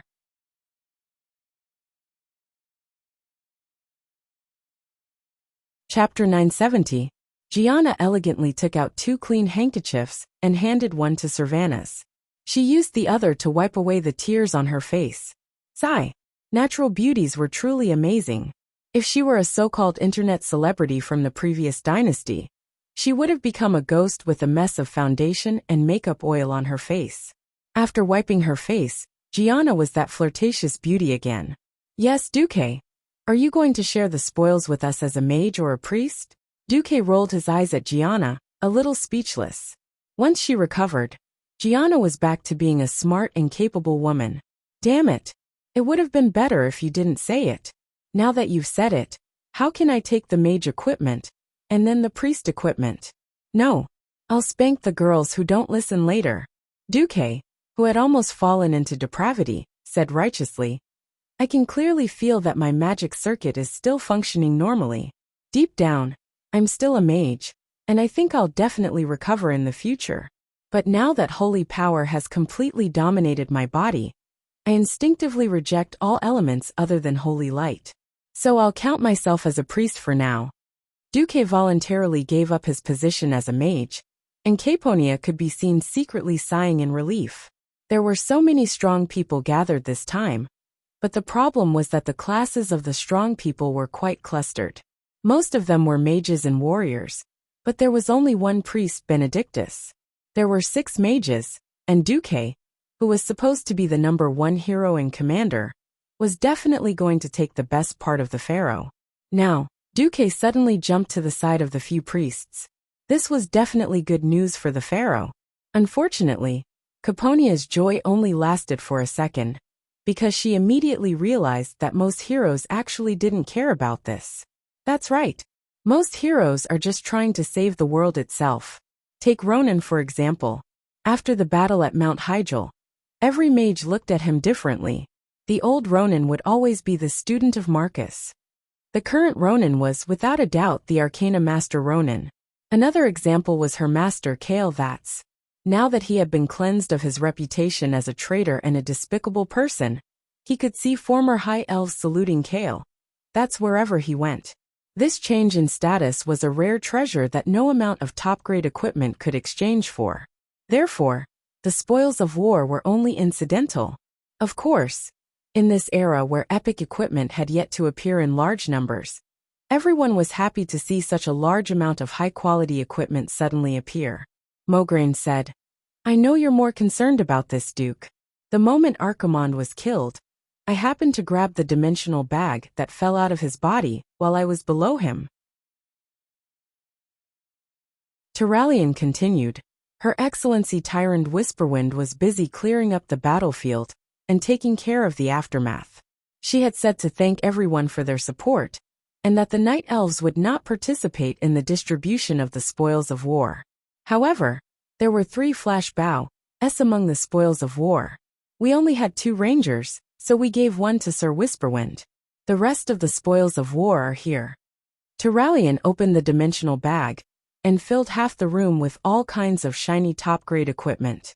This time, even Duque was a little surprised. He had never thought that Archimonde would have a mode of equipment explosion. Many of the equipment were not unique as he had imagined, but more like standard equipment. For example, the Windrunner sisters were not only playing with a flash bow, but also a feverish pursuit chainmail. Grom and Kane were also given a boundless fury leg armor, and the 2 macho men were overjoyed. Sar touched the blade of Cataclysm, which had a yellow base and a straight 2-handed sword, and laughed. Oh, Brock always complains that he doesn't have a suitable weapon. He'll be able to use this when his arm recovers. Originally, a small exquisite weapon like the blade of Cataclysm would not have been given to Brock. After all, he was only Sar's guard. However, a bunch of close combat macho men were all tycoons when it came to weapons. The 2 paladins had divine weapons, but Sar and Grom each had their own special weapons.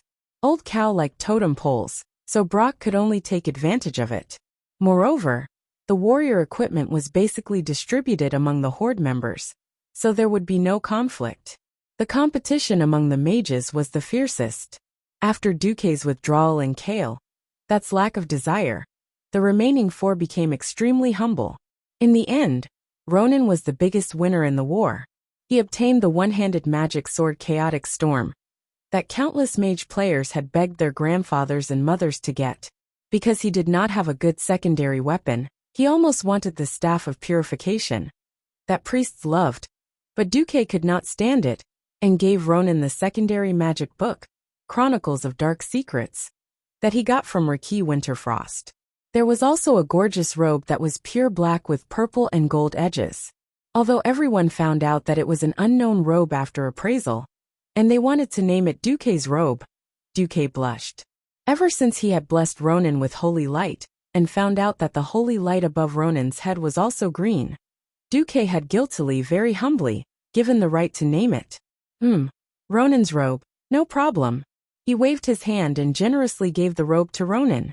Seeing that Jaina was staring at Ronan's luxurious outfit, Duque had no choice but to give Jaina another set since he had 2 chaotic storm sets.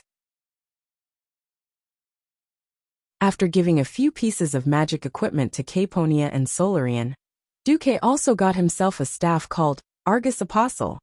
This staff was a little imperfect in terms of attributes. It mainly increased endurance, spirit, and spell power, but did not increase intelligence. Fortunately, Duque's Breaking Dawn mage attributes were preserved. His intelligence was frighteningly high, and he did not care about this. Since he could only be a priest for now, his original, Obsidian Queen, and dried tofu could not be used for the time being. He could only make do with this staff. Fortunately, the staff's appearance was very attractive. The body of the staff was a golden double-headed staff with a brown cross tied to it. It looked luxurious and imposing after the staff was bound to the hands. The 2 heads of the staff were also very special. Embedded on the body of the staff were 2 transparent rectangular crystal ornaments, not 2 heads of the staff. In the middle of the long crystal frame, there were 3 blue runes on each head. The mysterious magic runes on them shone brightly. This is high-end and grand. Duque suddenly felt that it was quite cool to be a priest.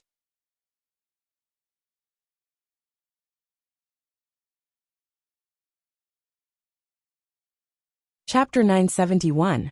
Duque was very kind. Except for the times when he was not kind, he was very kind. There was nothing wrong with that. When Archimonde dropped 4 sets of Forgotten Protector's helmet, Sal's eyes were a little sad. Now, even a fool would know that this thing should be the same set as the previous gloves. Of course, the Horde wouldn't know what the effect of the set was. It was just that the Alliance had already forged the Forgotten Protector's gloves, and it was impossible to reforge it again. Since Archimonde had won, shouldn't they give it to him? At this time, the Alliance and the Horde were in a honeymoon period. Moreover, when they heard that there were more than 100,000 demons, and more than 300,000 undead army in Felwood Forest, the Night Elves and the Horde were very annoyed. Firstly, both sides needed help from the Alliance, because the Alliance was the only one with extra troops. In fact, Duque already had a second reinforcement plan. Those who went to the Mount Hydral defense line were the most elite troops. Now that Archaron was dead, the ordinary army of the Alliance could take care of the leaderless, but powerful remnants of the army. Secondly, Sal was still too inexperienced. Duque's face was full of holy brilliance and he lied sincerely. Sigh. I really didn't know that this thing would be the same set as Asgalar's. I even deliberately made 4 Hunter's gloves in advance. Looking at the other 2 Gronk Wanderer's gloves that Duque took out, Sal could only sigh. It almost made the system elf want to remind Sal, hey, don't be fooled by this guy's righteous appearance. In fact, this guy was a shadow priest who sneaked into the priest team. He was the biggest liar of the Holy Church. In fact, Jaina saw through Duque's little thoughts. The problem was that Jaina in this life was no longer the Virgin Mary, who crossed camps. She was a firm anti-orc. Duque only cheated Sal a little, and Jaina thought that Duque was too kind. The final result was that due to Duque's operation, a total of 12 sets of the Forgotten series of 2-piece sets belonged to the Alliance. The Forgotten Protector series belonged to the 4 Windrunner sisters. The Forgotten Conqueror was divided among Turalian, Mograine, Riataline, and the priest Duque. Because Jaina had Smoke Gloves and Chaotic Storm, she chose to give it up. As a result, Ronan Kale, that's Caponia, and Solarian each got a set of Forgotten Victors. Including the sets, on average, each hero got at least 5 pieces of epic equipment that could only be obtained in the Cavern of Time after 15 years. Because the spoils of war this time were so plentiful, and Duke's contributions were too great, a large amount of equipment that the participating heroes didn't need were all distributed to Duke for him to use. This was Duke's sacrifice for the world, forcing him from being the world's #1 mage to become a priest as compensation. The items that seemed messy were actually all high-quality goods. The epic jewelry blueprints were all taken by Duque. The key was that there were no thieves, shamans, or warlocks among the heroes. The only druid was given up. The warlock's equipment could be digested by a mage, but the shaman, thief, and druid's equipment were all in Duque's hands. After the loot was divided, everyone dispersed to give Duque some space to rest. Looking at the excellent equipment that still filled half of the room, Duque sighed. Vanessa, there's a lot of equipment here. Even if you can't use them, you should pick a few. You can use them when you break through to the realm of heroes. Thank you, Master. Vanessa smiled and pulled the bow on the back of the maid uniform in front of Duque. In the next second, the black and white maid uniform was tossed into the air and floated down. Duque was dumbfounded. The reason was, of course, not because Vanessa's maid uniform was empty or anything like that.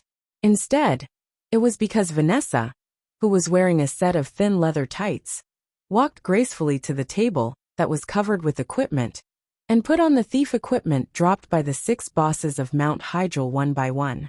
Black feather boots, secret merchant's pants, Agato's belt, midnight breastplate, and lethal bracers. After Vanessa put on the 5 pieces of Mount Hydril equipment that could make 99% of the thieves in the world go crazy, she picked up the maid uniform again and put it on. When she lifted the skirt of the maid uniform again and tied the 2 high-tier epic daggers, Endless Pain and Tracking Dagger, to her thighs, everything was hidden under the seemingly traditional maid uniform. As if she was worried about the reverse ring that added hit, critical hit, and attack strength, Vanessa took out a string and threaded it. She then put it into her not-so-deep trench and smiled in satisfaction. Duque was dumbfounded for a long time. In the real world of Azeroth, there were no strict requirements for equipment levels. At most, it was just a matter of how much power the user could bring out. Generally speaking, as long as a physical profession stepped into the realm of heroes, most epic equipment could be used. The simplest indicator was whether the equipment would emit a specific light when it was worn for the first time. For example, excellent was green, excellent was blue, and epic was naturally purple. When Vanessa put on the high-tier epic equipment of Mount Hydril just now, it emitted an incomparably noble and elegant violet color, which meant that she could completely use the equipment. As if he had lost control after a stroke, Duque extended his right index finger shakily. Vanessa, when did you break into the realm of heroes? Vanessa smiled like a flower and twirled the hem of the maid uniform with her fingers. She gave a maid's bow. Oh, my dear Master Marcus, it's been 5 years. Duque was dumbfounded. It was clear that he was saying, "Why didn't I know? Why didn't you tell me? I'm sorry, my master. I didn't mean to hide it from you, but the profession of thief relies too much on equipment. Without a pair of good weapons, I can't even easily deal with an elite-level demon guard. Although I also know that you need combat power to besiege Archimonde. Unfortunately, as far as I know, you usually don't have any thief equipment collection, master. So you hid it from me?"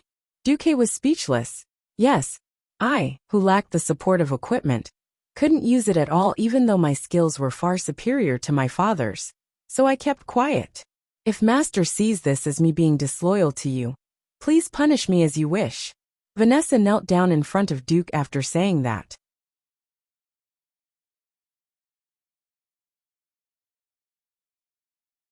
Chapter 972. Duque was really annoyed. He really couldn't blame Vanessa. Physical professions relied on weapons the most. A rookie with a godly weapon in his hand, or a veteran with a stupid white weapon, whose attack was higher. Ignoring the fact that he was courting death, the rookie could beat the old bird 100 times over in terms of attack. Moreover, when Duque had cleared out Karazhan in the early years, he had given all the equipment to her father, Edwin Van Cleef. Although the epic equipment of Azeroth did not need to be distributed on the spot, the problem was that once it reached epic level, it would be bound to the soul. It could not be transferred at all. Considering that there were too many melee combatants against Archimonde, It would be too easy for air blast to harm old Cowcane. So Duque did not let Edwin come at all. This was a bit dramatic. Duque sighed. All right, get up. I've never intended to blame you for this. Vanessa quickly got up, a victorious smile on her face. All right, my beloved master.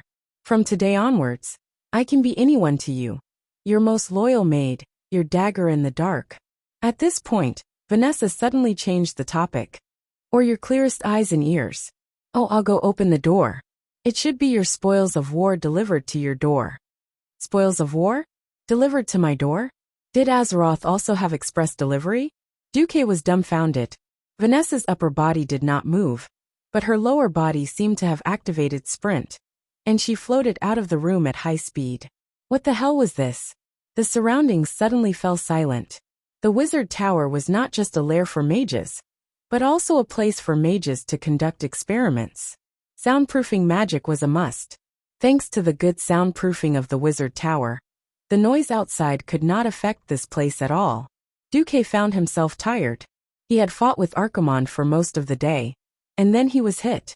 Then he woke up and adjusted his body, and then there was the spoils of war. Unknowingly, it was already midnight. It was time to rest. Looking at the empty room, other than a cabinet, a full-length mirror, a small table, and a bed, there was no other furniture. Duque suddenly felt that this guest room was terrible enough. Come on. Forget it, let's sleep. Duque had just fallen asleep when he felt the fluctuation of magical teleportation. He jumped up in fright. What the hell was this? A second later, a graceful female figure appeared in front of Duque. Jaina? Why? In the middle of the night, Jaina suddenly appeared in front of his bed in a pink robe that looked like the quicksand robe, wearing a one-piece nightgown that was more than 50% transparent and barely covered her body. Duque stared at the faintly discernible seductive figure. His eyes widened, and he felt his mouth go dry. Why are you here? Duque asked dumbly. Why? Jaina let out a pleasant chuckle. Duque, this is my wizard tower, and this is my bedroom. Do I need a special reason to appear here? Duque slapped his forehead. God, I've been using my left hand too much lately. I've really become a retard. Every inch of Omega's tower was like a golden ruler. Every inch of space that was expanded would require an astronomical amount of investment in terms of defense and functionality. In particular, Theramore was newly built. With Duque's life in danger, it was impossible to have a space in the wizard tower that was both safe and wouldn't affect the extra guest rooms outside. Only Jaina's bedroom could be of this level. But even if simplicity was beauty, wasn't Jaina, as Queen Kurtira's, too plain? The clever Jaina easily saw through Duque's doubts. Why, I remember that you've never liked luxury. Is there a problem with my bedroom being so simple? No, not a problem. Seeing Duque's eyes flickering, he hurriedly got out of bed. Jaina also picked up the quilt that Duque had just used, pulled it over, and lay down on her side, with her back to Duque. Duque was a little confused. He didn't know what Jaina was up to. The air fell into a strange silence. Suddenly, Jaina's faint sigh came from the dark room. Sigh. The voice was so plaintive that it made Duque feel as if his heart was breaking. Jaina's clear and gentle voice sounded. 13 years ago, there was a little princess who was told by her father that she was going to marry the greatest hero in the world. But for the time being, she could only stay by the hero's side in the name of his disciple. She came to a strange place with longing, learning everything she thought she should learn. Days passed, and the little princess grew up day by day. She soon discovered that the man who was supposed to be her husband didn't love her, and even had a faint sense of disgust and avoidance. She didn't know what she had done wrong, but she thought that since this was her unchangeable fate, as long as she didn't want to spend the rest of her life in tragedy, she had to learn to change herself, and let herself become the person he liked. The little princess's efforts were never effective. Every time they met, she felt that there was an invisible wall between her and the man who was supposed to be her husband. She could only sigh at the invisible wall day after day. Suddenly one day, the hero disappeared in front of the world in order to protect the world. And the princess, who was starting to grow up, became his nominal widow. 10 years passed, and he appeared again when the world was in danger of destruction. He led a group of heroes to defeat the evil demon commander. Not only did he avenge her, but he also became a hero in the eyes of the world again. But the princess, who was no longer young, didn't even have the right to stand by his side. Maybe it was because he really hated her. Or maybe it was because human women can never maintain their beauty for thousands of years like the elves, who have a lifespan of tens of thousands of years. At this point, Jaina's sorrowful voice came to an abrupt stop. The air fell into a dead silence. After a long time, Jaina turned around, and under the flickering firelight, there were clear traces of tears. Duque, I don't know if my relationship with you has improved recently, but if it is, please tell me the reason why you hate me. If so, please tell me the reason why you hate me. The state guest house is about 100 yards to the left of the Magus Tower. If it wasn't for... Before Jaina could finish, her mouth was already sealed. A few seconds later, Duque smiled. This was for him, and also for Jaina.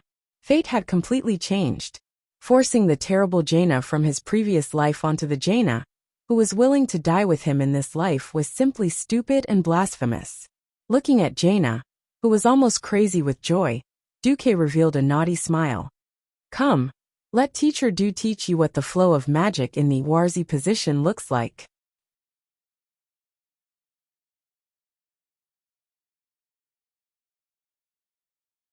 Chapter 973.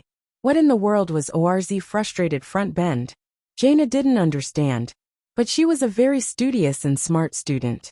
When she saw Duque use his finger, which was filled with golden holy light, to draw the 3 hieroglyphic characters Warzi in the dark air, Jaina understood immediately. An indescribable shyness rushed out from the depths of her soul, igniting every inch of her beautiful body, making every cell excited because of the anticipation of the unknown. Slowly turning her body, Jaina used her graceful body to construct a unique Warzi with the style of Queen Kurtiris. Jaina, blushing, looked back and smiled. She should have been sly, but she pretended to be cute, with an indescribable sense of purity. Teacher Duque, is this right? Is my training posture correct? If it's not, please correct me, teacher. Teacher Duque looked at the perfect curve and swallowed. He helped correct it while saying, here is wrong. Legs need to be separated a little more. And then here needs to be held up a little higher. Don't block the view. And then, don't move. Why are you trembling? Duque asked, knowing the answer. Isn't it because you are interfering with my magic circuit? That won't do.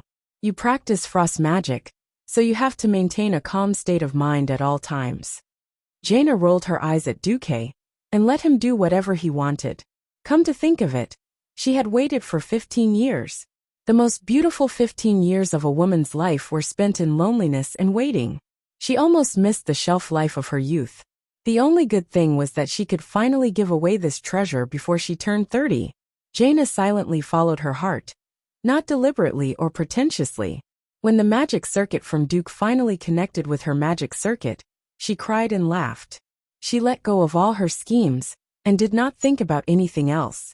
She enjoyed and endured this storm that she thought would never come. It was a storm that was 13 years late. During the long night, the teacher and disciple did many kinds of magic experiments. For example, the physics of friction heat generation.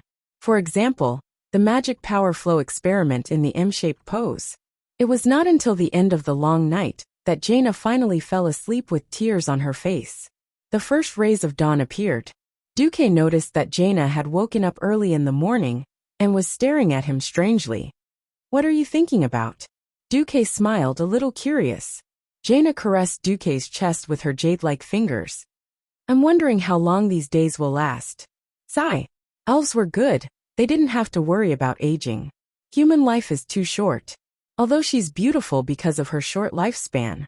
When I think about how much of my youth I have left to fight for the favor of those heaven-defying existences, who won't age for tens of thousands of years, I feel a little hopeless just thinking about it.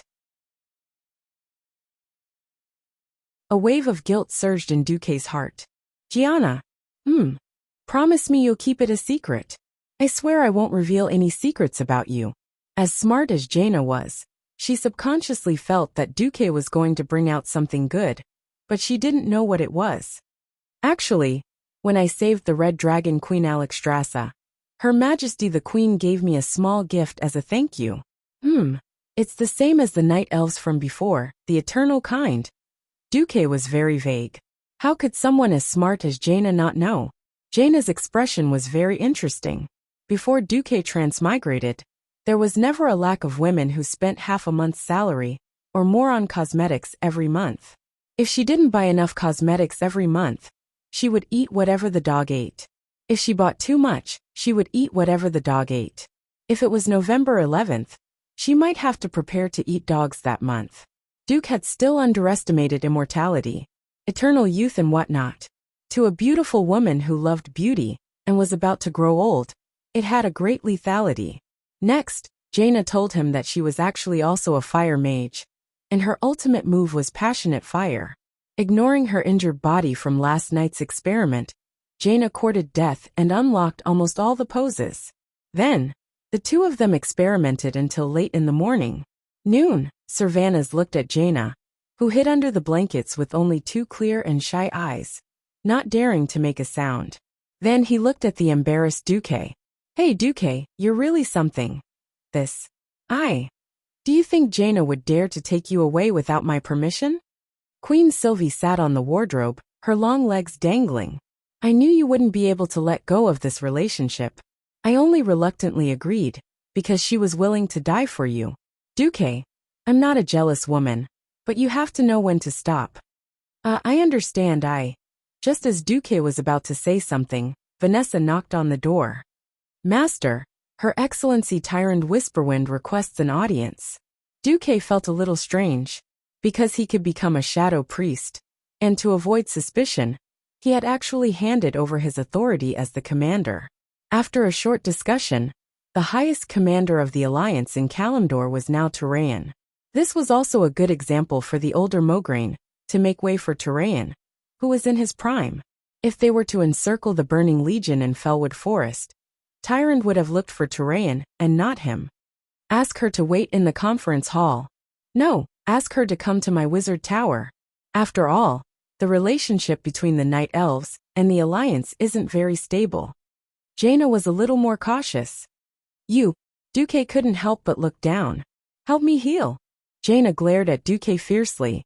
15 minutes later, Duque, who was dressed formally, arrived at the lower level of the wizard tower with the two queens.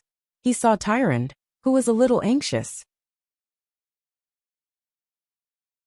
Welcome to Theramore. How may I help you, Her Excellency Whisperwind? Tyrant's exquisite face was filled with deep exhaustion. The destruction of an army of 100,000, the destruction of Mount Hyjal, the elimination of the Burning Legion, the resettlement of the refugees, and the disappearance of the dragon race's blessing due to the destruction of the World Tree. The Night Elves no longer had eternal life and youth. All these things were weighing heavily on her slender shoulders, making it hard for her to breathe. The joy of victory that could still be seen in the higher-ups of the Alliance was almost gone from her face. After all, the Alliance would at most worry about the compensation. But she had to worry about the future of the entire Night Elves. I'm here this time to ask His Excellency Duke Marcus. Tyrant's expression suddenly changed halfway through her sentence. Wait, what about your element? Duque smiled bitterly. I'm sorry. The moment I killed Archimond, I suffered a backlash from the demon commander's curse. It took me a lot of effort to change the nature of the dark power he injected into my body, but I'm afraid I can only be a priest for now.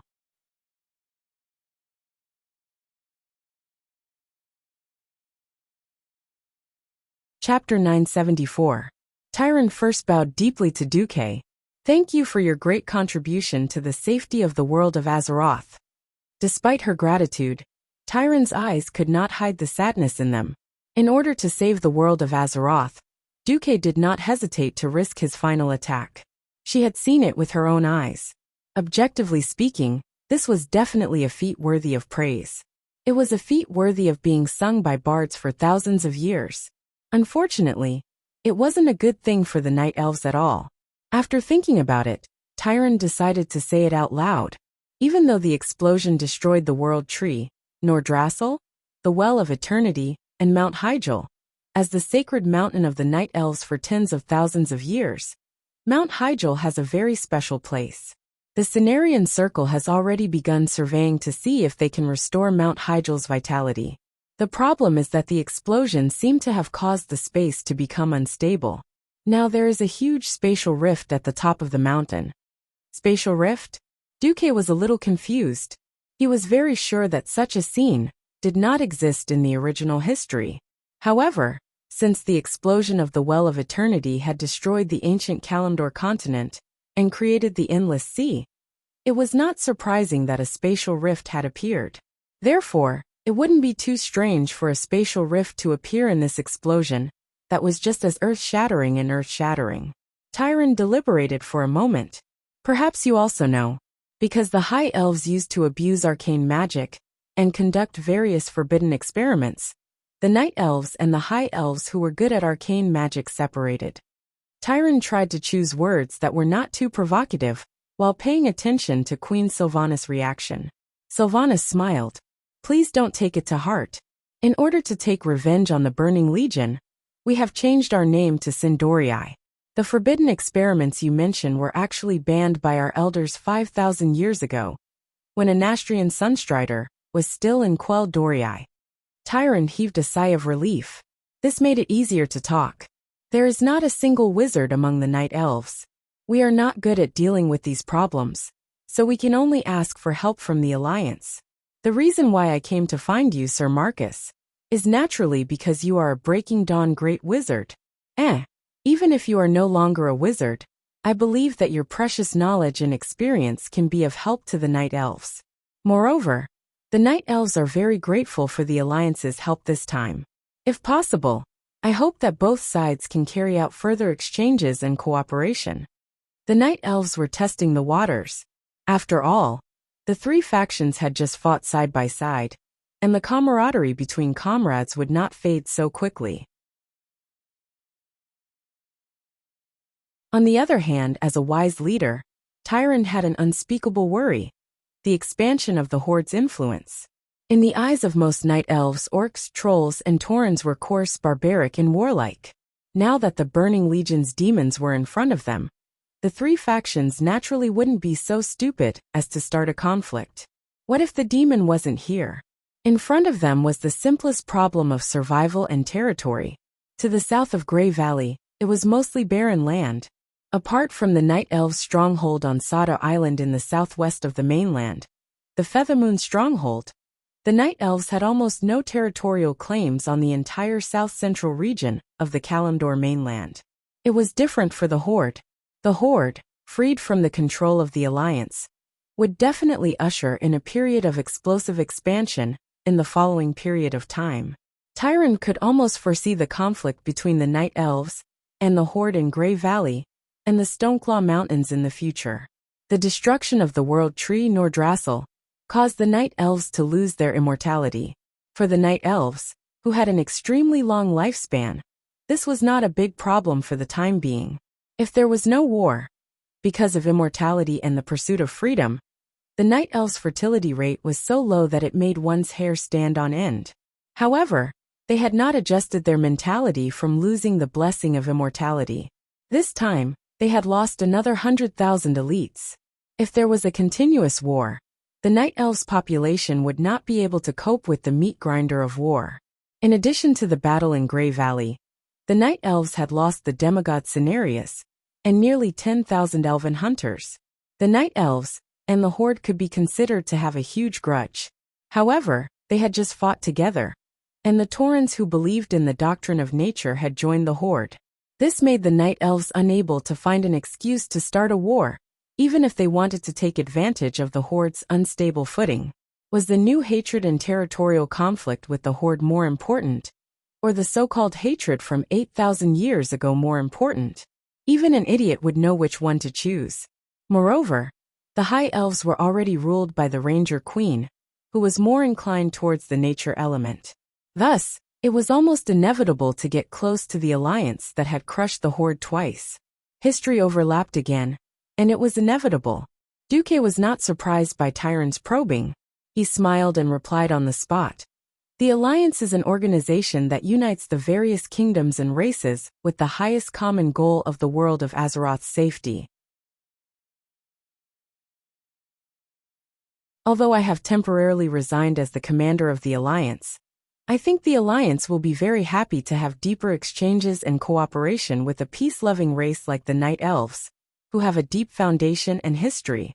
If there is a chance, the Alliance will also welcome the Night Elves to join the family of the Alliance. With Duque's status and identity, the two queens present also nodded in agreement. The general direction of this matter was considered to be set.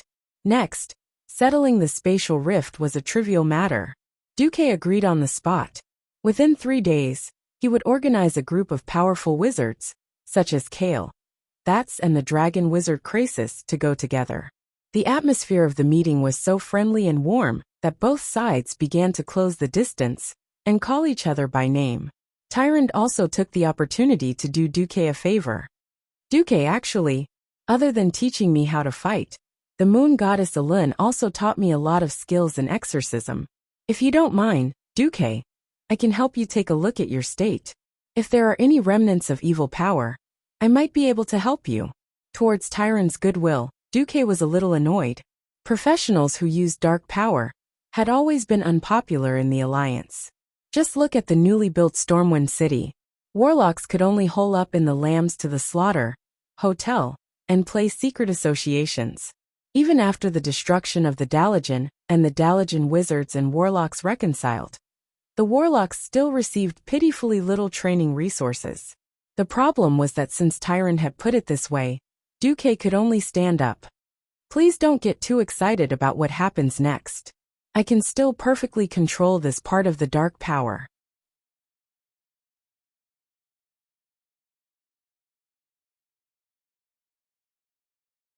Chapter 975. Tyrant swore. I swear that I will look at your new form and profession in the right light. In the end, you are making this sacrifice to save the world. I believe that I can understand and forgive your situation. All right. There wasn't much energy fluctuation. In an instant, Duke, who had been protected by the golden light, suddenly turned into a dark humanoid figure. The power of darkness was so strong that it turned Duque's entire body black and illusory. However, Tyrant's expression changed drastically even though she had been talking nicely. She stood up, her face ashen, and her right hand subconsciously reached for the dagger at her waist. Unexpectedly, a ghostly figure was faster than Queen Sylvie, pressing down on the back of Tyrant's hand like lightning, making it impossible for her to unsheath the dagger. The one who made a move was naturally Vanessa, who had stepped into the hero domain. After obtaining a large pile of Seamount-level epic equipment, her movements became even more agile and fast. Tyrant was stunned. She did not expect that the delicate and docile maid would have such frightening skills. It was definitely not a good thing for a hunter to be approached by a thief. However, what shocked her even more was Duque. She apologized softly. I'm sorry, I was too agitated. It's not because of your form, Sir Marcus, but because of your appearance. I have no choice but to recall a very, very bad memory. Duque waved his hand, and Vanessa retreated. Duque had actually noticed that Tyrant had begun to address him in an unfamiliar manner. Tyrant, when we first met, you seemed to have a very deep prejudice against me. But looking at my life's memories, that was really the first time I met a night elf. I believe that my ancestors and I should not have any conflicts with the night elves. If there really is a personal grudge, I hope that we can discuss it openly. We cannot let misunderstandings affect the exchange and cooperation between the two major forces. Tyrant took a few deep breaths, her full chest trembling. However, her once clear eyes were still filled with resentment and entanglement that seemed to come from ancient times. After hesitating for a long time, she sat down and calmed herself down. In the end, she took out an item wrapped in a mysterious power. It was an unusually shriveled banana.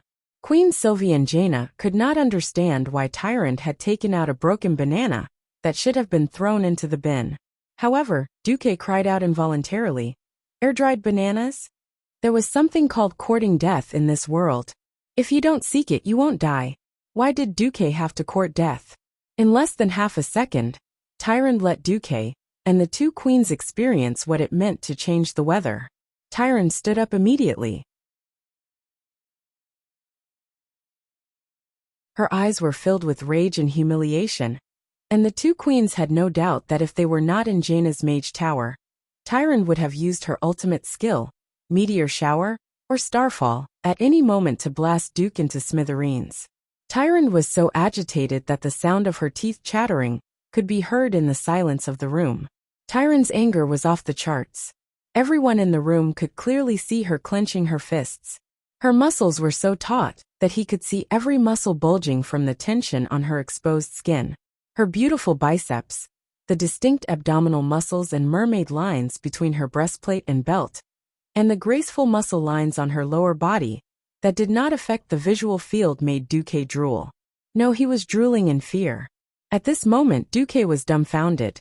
He could not understand why Tyrande would be so agitated by a joke that only existed among the players in his past life. She was so agitated that she wanted to kill him. Thinking back to the time before his transmigration, Duque had asked himself many times why he played games. There were only two answers. First, it was for fun. Second, it was because he was bored and needed to kill time. As a result, all kinds of annoying and asshole-tightening games were developed. Duque borrowed a thief account and dared to sneak into the Earthy Highlands, which was part of the Horde's territory Hammerfall. There, Duque met an orc who was a bandage master. Back then, the bandage master quest was very painful. If he made a mistake, he would have to start all over again. It was very painful. As an honest and reliable young man, Duque took advantage of the fact that the cute orc player had already saved many NPCs and was about to complete his quest to ambush him. He killed the player and made him fail the quest, forcing him to start all over again. 10 minutes later, Duque did it again later. The poor Horde player even opened a new account to the Iron Stove Fort and scolded the poor guy who lent his account to Duque for being immoral and having a baby without a pair of eyes. Sigh. Now that he thought about it, it was all because of his youth. However, this reflected how often the thieves from the Horde and the Alliance went to each other's territories to have friendly exchanges. The air-dried banana incident was vaguely remembered. A Horde thief went to the main cities of the Alliance and took advantage of the main city leaders to steal items. One had to know that thieves had to use all sorts of stolen chests to practice lockpicking. Only then would they feel the greatest sense of accomplishment. When the thief was wandering around Darnassus, he passed by Tyrande's body and found a dried banana on her body. It was normal for a leader boss to have all kinds of drops. The problem was that Tyrande was a female, and she had many fans. From 2007 to 2017, Tyrande had been in the top 10 most fantasized about by male Warcraft players. Even after 10 years, she still appeared in all kinds of 18x manga. She was known as the model worker of the filthy witch world. Under the buff of this halo, everything changed because of this banana. This banana was now in the World of Azeroth Museum's collection, and was named World of Azeroth's 10 most influential items. In 2007, or rather, a tool. Duque really wanted to convince himself that bananas were just fruits. After all, when he was in high school, he had seriously explained S to a particularly stupid girl. M was Superman, meaning Superman. This caused the girl to foolishly say, "I also like S." Things got out of hand. Alright. I digressed. Anyway, Duque said that bananas were just fruits, and was slapped away by everyone.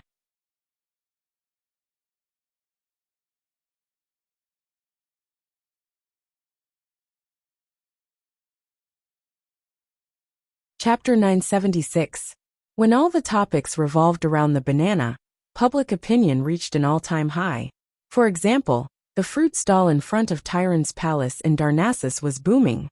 Insider X and the stall owner revealed that the dried bananas on Tyrande's body were bought from this stall. Naturally, business was so good that the stall owner hired a team of 500 goblins to transport the bananas.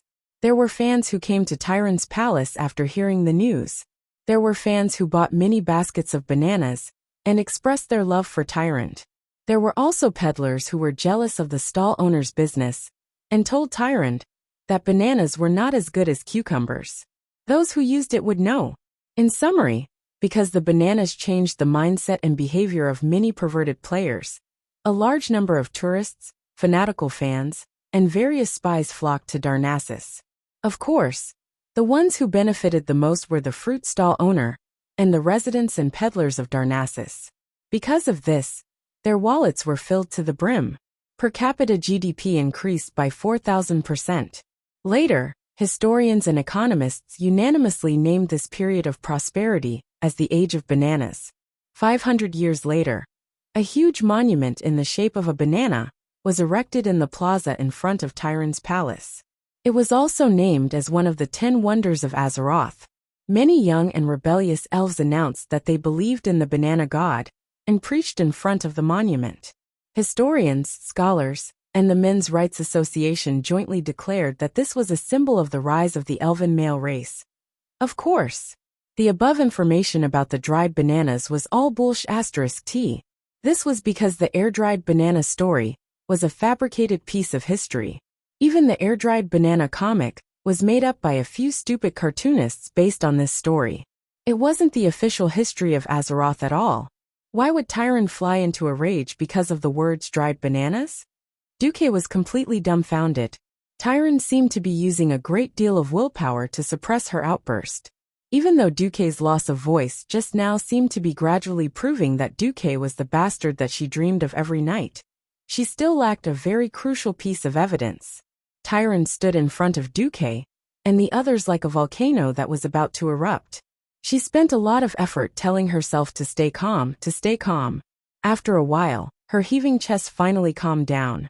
Tyrant sensed the undisguised hostility in the eyes of the female servant, who was obviously a hero-tier thief, then looked at the two queens who were ready to attack at any moment, and then looked at Duque, who was still a little confused. Tyrant suddenly realized that she had made a big fuss over a minor issue. Tyrant was vexed. Oh, Tyrant! Tyrant! No matter how suspicious Duke Marcus was, even if he claimed to have resigned from his position as commander, he was still a Grand Duke of a kingdom. He was still the leader of the incomparably powerful alliance. How could I shed all pretenses of cordiality with Duque over such a private matter? Tyrant shuddered. She did not dare to imagine what the consequences would be if the night elves offended both the alliance and the horde. Tyrant quivered, and her imposing manner dissipated. She sat down again, a little dispirited. My apologies, please forgive my rash and extreme actions. As this concerns an important private matter that concerns my reputation, I hope to meet with Sir Marcus alone. Impossible. Queen Sylvie retorted resolutely. Do you think that the people of the Alliance are fools or blind? Don't tell me that you didn't have killing intent just now. Jaina's expression was even colder, and she directly pierced through the last layer of concealment. Even Jaina, who was usually tactful, had such a huge reaction. One could well imagine how much Tyrant's killing intent provoked the two queens. My sincere apologies again. Tyrant deliberated for a moment and took out 2 scrolls. These are the scrolls of my unique battle technique, True Shot Halo, and a letter from an arcanist of the High Elves that can be traced back to ancient times. I hope that this can slightly alleviate the uneasiness and confusion that my rudeness just now caused you. True Shot Halo was definitely a good thing. Sylvanas, who had fought alongside Tyrant, had personally experienced how powerful it was to increase one's attack power by nearly 30%. As for the magic letter, it was even more impressive. Magic was originally exclusive to the Blue Dragons led by Malygos. After it was spread, the Pharaoh, who was the most proficient and oldest in magic, were the High Elves. Attention! They were the High Elves led by Queen Azhara, more than 10,000 years ago. The ones who crossed the Endless Sea and arrived at the Lordaeron continent were the High Elves who had already been shaved once. Sylvanas and Jaina frowned. Tyrant was definitely not normal. This kind of immature action was not something that a veteran leader, who had led the Night Elves for tens of thousands of years, should do. While the gift had been prepared in advance, it was most likely that it had been used to improve her personal relationship with the leader of the Night Elves. Now it had become a remedy. The only explanation was that this personal matter had a huge impact on Tyrant, enough to cause her to lose control. The two queens looked at each other, and Queen She spoke. We will cautiously accept your gift of apology for the time being, but we are Duque's partners.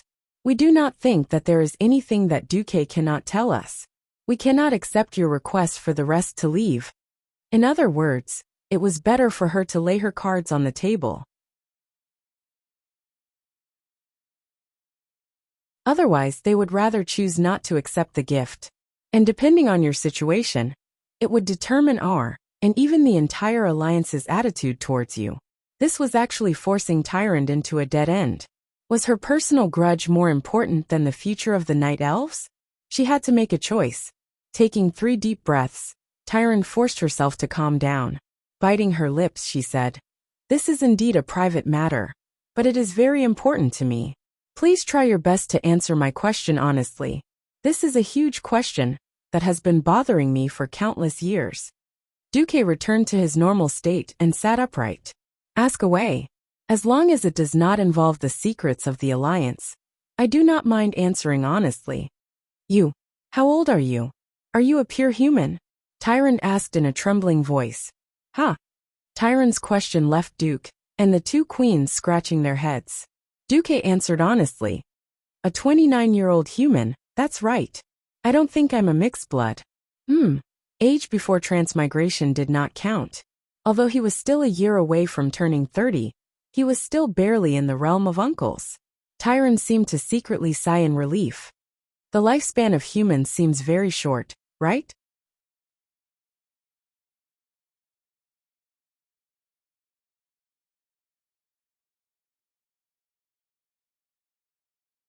Chapter 977.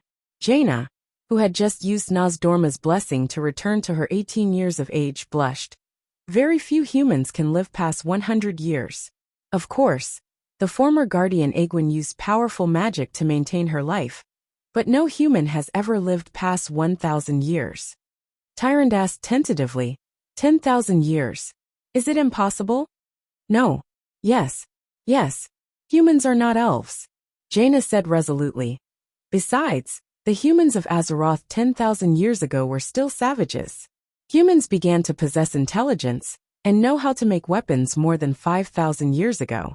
It was only 2,800 years ago that Thoradin the Great united the human clans, and humans became one of the masters of this world. Duque was naturally not 10,000 years old, but the special 10,000 years reminded Duque of a very important part of the original storyline. Why did I suddenly feel a little flustered? Tyrant seemed to be unwilling to give up. Then, is Sir Marcus from Azeroth? Or was your ancestor from Azeroth? Sylvanas finally lost her temper. She stood up abruptly and stomped in front of Tyrant. She placed her hands on her hips and glared at Tyrant like a ferocious beast. Her queen's aura was fully unleashed. Your Excellency, Tyrant Whisperwind, we don't find it interesting that you are beating around the bush to get information from Duque. You can either confess to every detail of this matter, or you can pretend that it never happened. Please note that you are accusing the Grand Duke of Stormwind, whose fief is even larger than Mount Hyjal. Tyrant's expression could be said to be marvelous. Finally, after realizing that her rashness might lead to serious consequences, she hesitated for a while before speaking. It was 10,000 years ago, when Queen Azhara led Sargeraz's Burning Legion to invade the world of Azeroth. In that battle, Tyrant was unfortunately captured. Originally, she thought that she was destined to die tragically. However, an incomparably mysterious human of unknown origins found her, who was already poisoned and infected with a terrifying curse. For freedom and life, she paid a heavy price. Tyrant refused to divulge the details. It's a man called Duque Kong. Like Duque, he can use the power of shadow and light. He is at once my benefactor, and at the same time the man I hate. That's right, he did save me from being killed by the devil. But soon after I agreed to his conditions, I realized that even if he didn't do anything, Malfurion would arrive. But because of this, of course, he could have chosen to kill me. In that case, it's impossible for Malfurion to revive me when I'm poisoned. So I'm very conflicted. Even though Tyrann's words were vague and incoherent, the two queens could understand how she felt when she was at a disadvantage. Jaina rolled her eyes and flirtatiously winked at Duke. Yo! Duke! Fortunately, you can't go back to 10,000 years ago. Otherwise I would have thought that Dukong was you. Tyrann's face had turned green from Queen Sylvie's interrogation. On the other side, Duque found that his mind was about to be separated from his body. At this moment, he roughly understood what was going on. Damn it! The person Tyrant was referring to as Dukong was definitely him. After all, Chinese people always liked to put gold on their faces. Duque didn't have Du Fu's talent, but he had a good alcohol tolerance. He could drink 2 liters of 50% white wine without panting. Back then, Duque was full of class. Therefore, Dukong became Duke's QQ username when he was in university. Whenever there was a drinking occasion, he would use 2 identical glasses to pour a glass of Sprite and a glass of white wine. Bottoms up, you can do whatever you want. That heroic spirit would definitely cause internal injuries to people who couldn't drink. Even though he didn't have that much money to drink high alcohol, humans always had dreams. Naturally, Duque's dream was to drink more Dukong. Dukong is the only one who can solve my problems. This was Duque's catchphrase. Alright, the culprit was out. Duque, who was familiar with history, pieced the whole thing together. The first time he met Tyrant in Grey Valley, he was targeted. For some unknown reason, Duque had entered the ancient war that happened 10,000 years ago in the original history. Of course, it was because Duque and the others had returned to the past and stopped the collapse of history that the current Azeroth was created. In other words, the Duque who had returned to the past must have succeeded. Otherwise, Azeroth would have been a world destroyed by the Burning Legion. Here came the problem. The Duque who had returned to the past must have done something to Tyrant. Otherwise, Tyrant wouldn't have immediately revealed such a hateful expression when she saw the current Duque. Come to think of it, the current Duque had been wronged. Because the future Duque had gone to the past 10,000 years to cause trouble, the current Duque had to take the blame. What kind of bullshit was this? This was similar to the incident where the current version of the Time King Nozdormu killed the future Nozdormu, causing the 2 Nozdormu to die together. The worst part was that this was indeed the sin of him. But Duque didn't even know what he had done to Tyrant after returning to the past. Even if he wanted to fix the problem, he couldn't do it. He didn't know if he could return to the past and not cause such a mess. Duque's balls hurt. But confessing to something as stupid as this was not something Duque would do. Confessing would result in severe punishment. Resisting would result in going home for the new year. Duque definitely understood this logic. Thinking of this, Duque had an idea. The silent best actor Duque made his move. He stood up, his handsome face facing the sky at a 45-degree angle.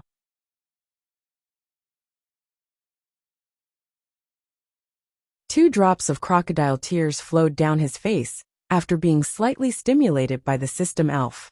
He slowly walked to Tyrant, who was sitting on a chair, and pressed his hands on her shoulder plate in an exaggerated manner. Your Excellency, Tyrant Whisperwind. I want to say that before yesterday, I was a Breaking Dawn wizard respected by tens of thousands of people, a great hero respected and worshipped by tens of millions of people in the Alliance, the highest commander of the Alliance. But look, what am I today? A freak who possesses both the power of darkness and light. Because of this, I had no choice but to resign from my position as commander of the Alliance. I even had to bear the criticism of the people of Theramore, my homeland and my homeland. Duque's words struck Tyrant, who was already in a mess. That's right. It was only yesterday that Duque became a shadow priest. Why did I suspect him? An indescribable sense of guilt welled up in Tyrant's heart, and she didn't dare to look at Duque directly.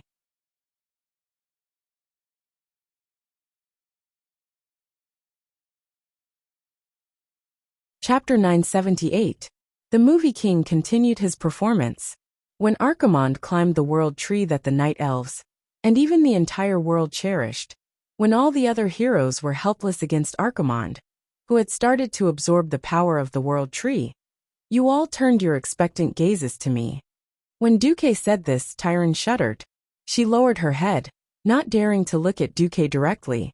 That's right, at that time, there were those who looked at Duque with anticipation. Or rather, forced him to make the final blow. Tyron was one of them. I didn't let you down. I didn't let down the billions of lives in the world of Azeroth. Even though I knew that I would definitely suffer the backlash of Archimonde's death, I didn't hesitate.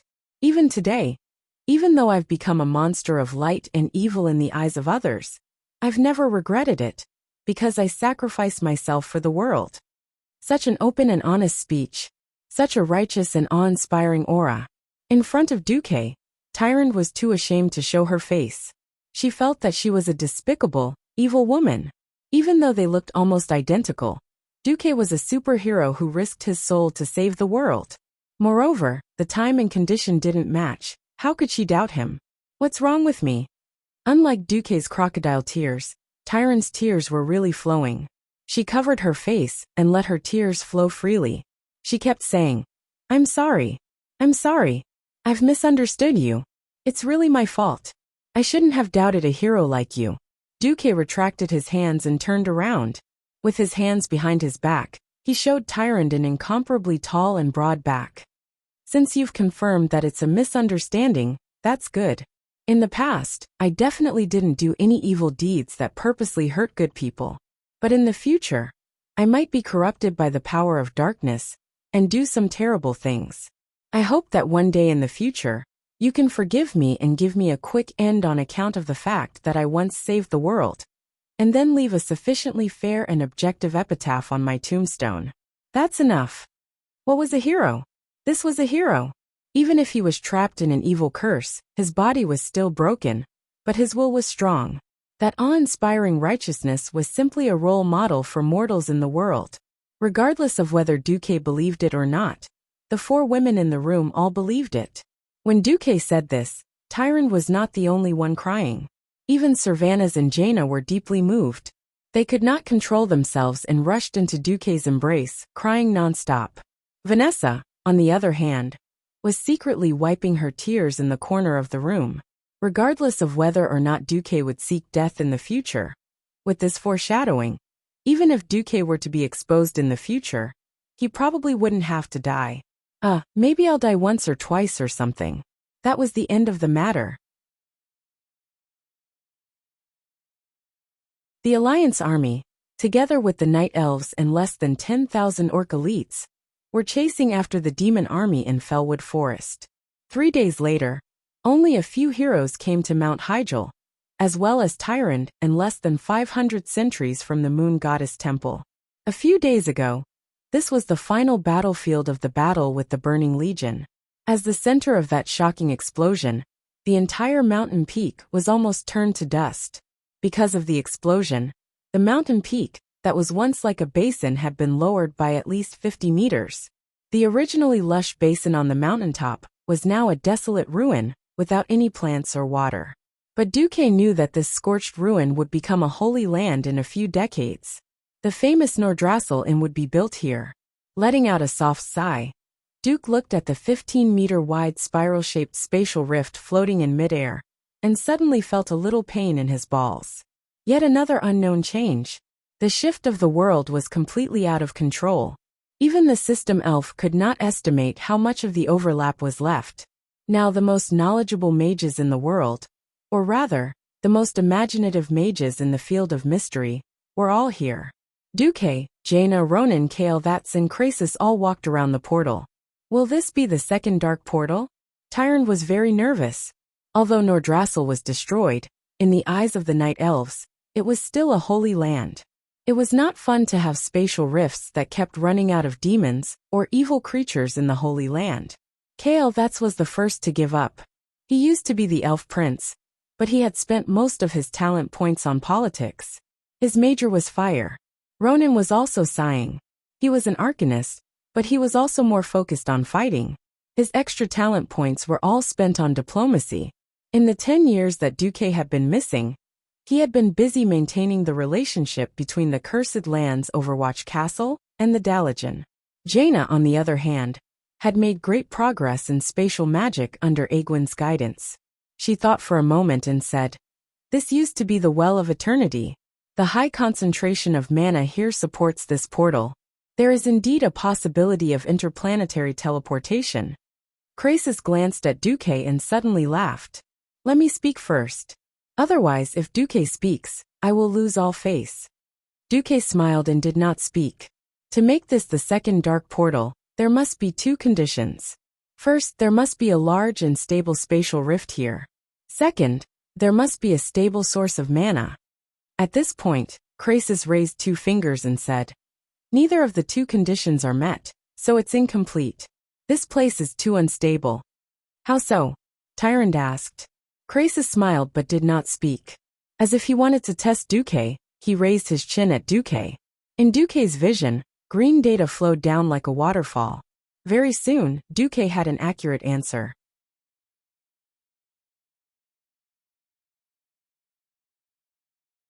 "If we don't do anything, nothing will happen here. But if a demigod mage or warlock interferes, this place will be dangerous." Duque suddenly spat. He thought that if he were still a Breaking Dawn mage, with his and the system elf's shocking control, he could use this incomparably rare and spatial mana to bring Aurelia and Sasha back. Thinking of this, he became extremely frustrated. He still had some hope. "Krasis, if we can get Maligos or Nozdorma to help, we might be able to use this power to bring your queen back to Azeroth."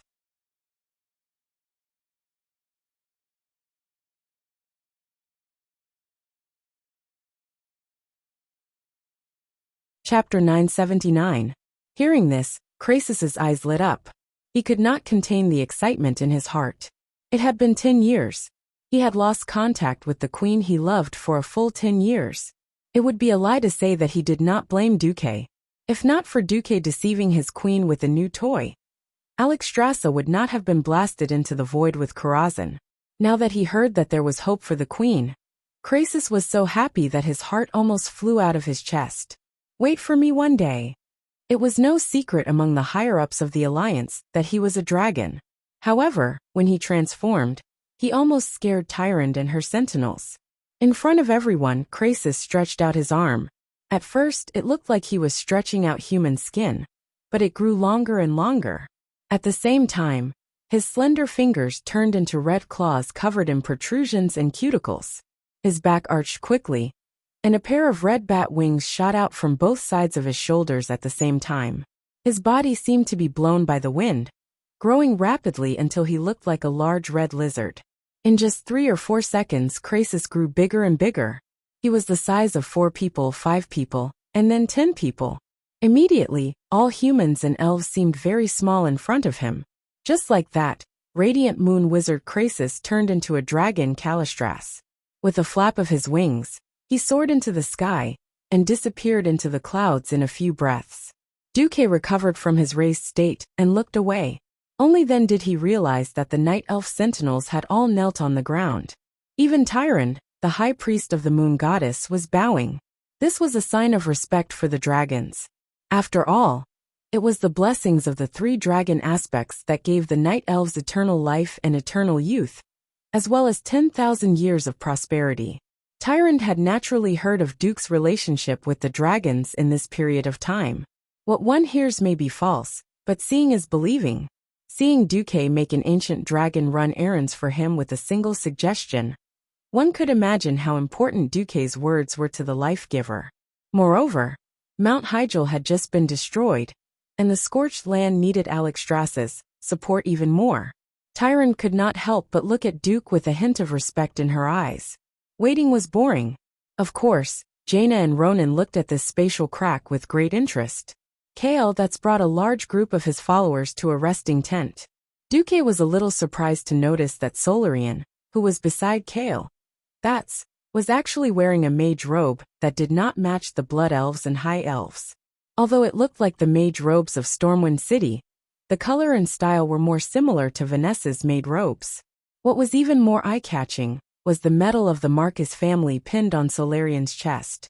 Solarian walked up to Duque and knelt down on one knee. This time, she didn't speak in Elvish, but in standard human language. "Respected hero Duke Marcus, According to the ancient oath that I, Solarian, made on the Salis Trail, as long as my lord Kale, that can restore his reputation in the Battle of Mount Hygel, I am willing to be your servant for the rest of my life. Now the great astromancer Solarian has come as promised. Please take me in, Master Marcus. If Solarian had not mentioned it, Duque would have forgotten about it. Now that he thought about it, she was serious. Duque was a little confused. He said in a trembling voice, Kale, that's this? Am I stealing your follower? The marshal forced Kale, that's to smile gently and slowly shook his head. No, Duque, you don't understand the ancient customs of the High Elves. If a follower can use himself as a price in exchange for a new life for his master, this is a great honor for a follower. Not only Kale, but Caponia, Tyrannicus and other followers behind him also nodded at the same time. Caponia had tears in her eyes, but said with a smile, Lord Marcus, we are actually very envious of Solarian, who can make such a great contribution to our master, who is in a desperate situation. Although we are more grateful to you, Lord Marcus. As she spoke, she was already sobbing. Kale that stepped forward, gently took Duque's right hand, and then put Duque's hand on Solarian's head. This feeling was very strange, and Duque almost withdrew his hand. Kale that's explained. If Solarian's new master is you, whether it is me, my followers, or Solarian herself, we are all very willing. To be honest, if it weren't for the large number of followers following me, I would want to become your follower. So please accept Solarian as your maid. Hearing Kale that say this, Duque still felt that it was very strange. As a transmigrata, although it was very cool to accept the second boss of the historical Storm Stronghold as a maid, he still felt that something was wrong. Isn't it a bit too corrupt? The somewhat honest Kale, did not see that Duque the slut was actually being unreasonable. He even foolishly persuaded Duque, just accept her. Aren't you a priest now? Isn't it very inconvenient to teleport? It would be great if he accepted her. Besides, if you refuse to accept her, Solarian will be regarded by her compatriots as an untrustworthy and extremely despicable exile. She is a lowly existence that is even worse than a slave. Caponia and the other loyal followers of the prince unexpectedly knelt down and pleaded in unison with Duque. Lord Marcus, please reconsider. If we can take Solarian in, it will be her glory, and the glory of all of us followers. Solarian had already burst into tears. Master Marcus, please have mercy. Accept me. Otherwise I have nowhere to go. The best actor Duque let out a long sigh and pretended to accept his fate. Before Solarian did not come, Duque was really worried. Of course he could command Ronan and Jaina to work, but Ronan had to take his place to control the Dalajan, and Jaina herself was a queen. After being used to teleportation, suddenly having to run was really unbearable. Duque gently stroked Solarian's head. All right, you will be my maid from now on. When the time is right, I will let you go out and take charge. Thank you, master. Solarian knelt down deeply, her forehead touching the ground. Then in front of everyone Kale, used a small pair of scissors that Caponia handed him, to cut a small piece of the luxurious gold-trimmed sleeve. Caponia then handed this piece of cloth to Solarian, who raised her hands high. Solarian held this piece of cloth, and her tears flowed even harder. Your Highness Kale please forgive Solarian, I can no longer serve you. Kale was moved and nodded heavily. Go. Duque is a good master. You must serve him wholeheartedly for the rest of your life. If you betray us, let alone the Marcus family, we will definitely hunt you down, even to the end of the universe. Yes, I will.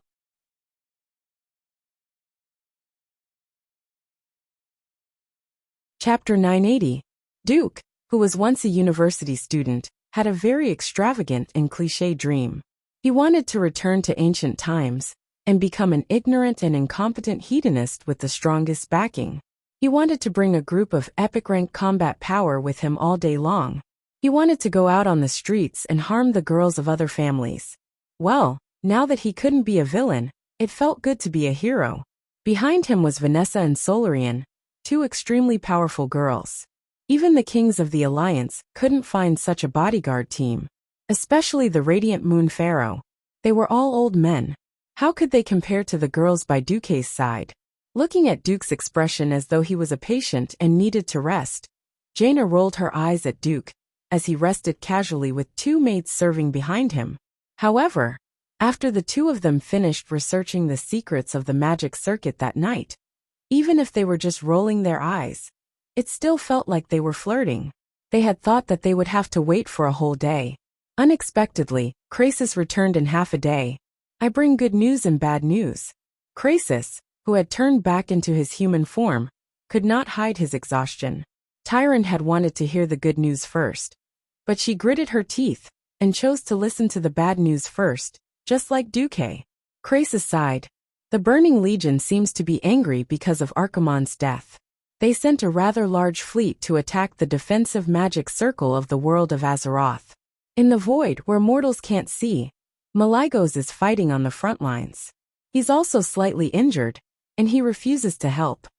Duke's eyes narrowed. He can't even use this magic to summon the Red Dragon Queen.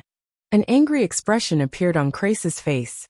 Yes, he rejected me decisively, and then chased me away. After a pause he continued. I'm guessing that the matter with Syndagosa angered him. All right, the Blue Dragon Queen's grave had been dug up. Malygos was very unhappy. Even if Syndagosa's soul had fallen and hated him, he was unhappy.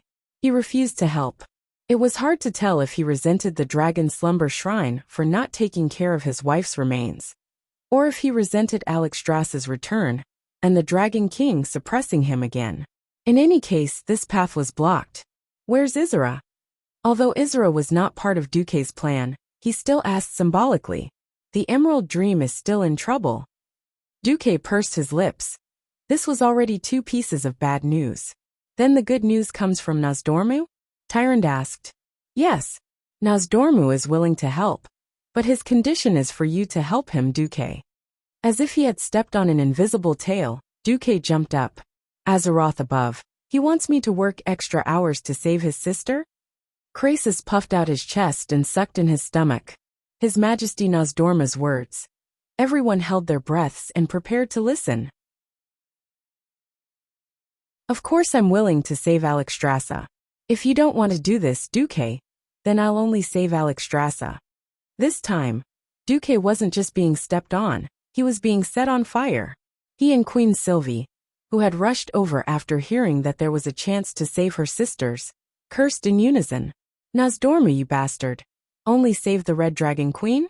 What a joke. Wouldn't that mean that Aurelia and Sasha would all die?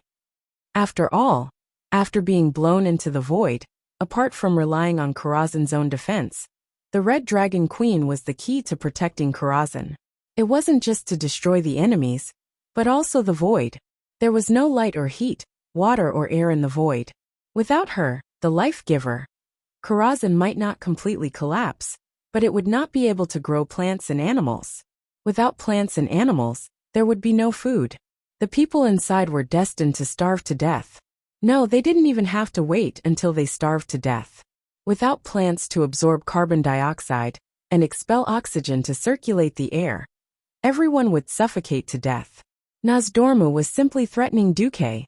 Originally, Duke's anger was rising, but it was suddenly extinguished by Krasis' words. His Majesty Nozdormu also said that he has cleaned up your mess enough times. This time, you have to help even if you don't want to. Otherwise, he won't stop certain existences. In the ears of outsiders, this sentence was a little nonsensical, but in Duke's ears, it was a little horrifying. Who wouldn't stop?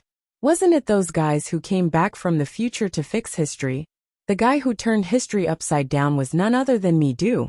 Duke glanced at Sylvanas, who was still alive and had not become a Forsaken.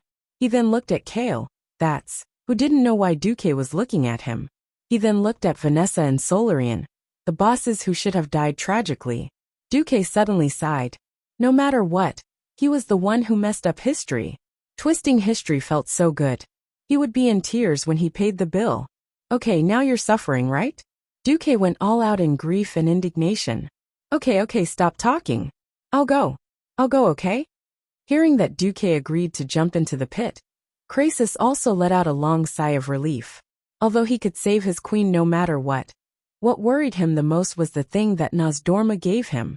Croesus took out a piece of dragon scale fragment, with a dim yellow glow, and placed it on the table. What His Majesty Nozdorma asked you to do is all here. Please gather an elite team to help. Of course, for your peace of mind, His Majesty will first pull Karazhan back from the void, and seal this spatial rift before you go. As soon as Croesus finished speaking, Queen Sylvanas rushed up and pressed her fiery red lips against Duque's. Immediately, a series of passionate kisses began. Duque, thank you. Thank you. Queen Sylvanas's longing for her sister had long ago made her forget everything else. Duque smiled happily. Your sister is also my woman. Queen Sylvanas said a little coquettishly. I don't care, I'm happy anyway. Croesus looked at Duque enjoying himself, and was also very envious. He didn't want to disturb Duque. The ceremony is set for 8 o'clock tonight. I'll go and prepare the magic circle first. At this time, a group of druids came in a majestic manner. Although it was only the first time they met, Duque immediately recognized the guy leading the group. It was the archdruid Fandral Staghelm, who was famous for protecting his followers to the point of madness, and eventually fell.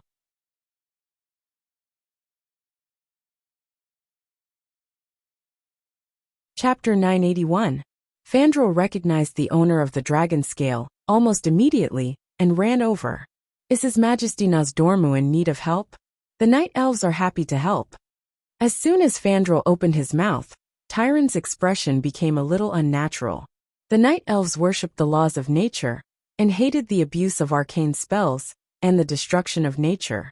This was a tradition since ancient times. Among the night elves, other than the moon goddess Elun, and the nature demigod Cenarius, the night elves also worshipped the 3 dragon aspects that had blessed the world tree. However, Fandral had gone a little overboard. He was basically saying that the night elves were willing to use all their power to lick Nozdorma's boots. Moreover, it had only been 2 days since the explosion of Mount Hyjal, and Fandral had already started advocating among the night elves to plant another world tree, so that the 3 dragon aspects could once again bless them with magic. Now that Fandral was trying to curry favor with Nozdormu, Tyrant was infuriated by this seemingly generous, but actually unprincipled way of doing things. After all, in Tyrant's eyes, everything had to be prioritized. The first thing the night elves had to do was to eliminate dangers, such as eliminating the demon army, and removing the spatial cracks. Only then would they have to rebuild. Now that both sides had not been done, Fandral had jumped out and said that he would unconditionally support Nozdorma's operation?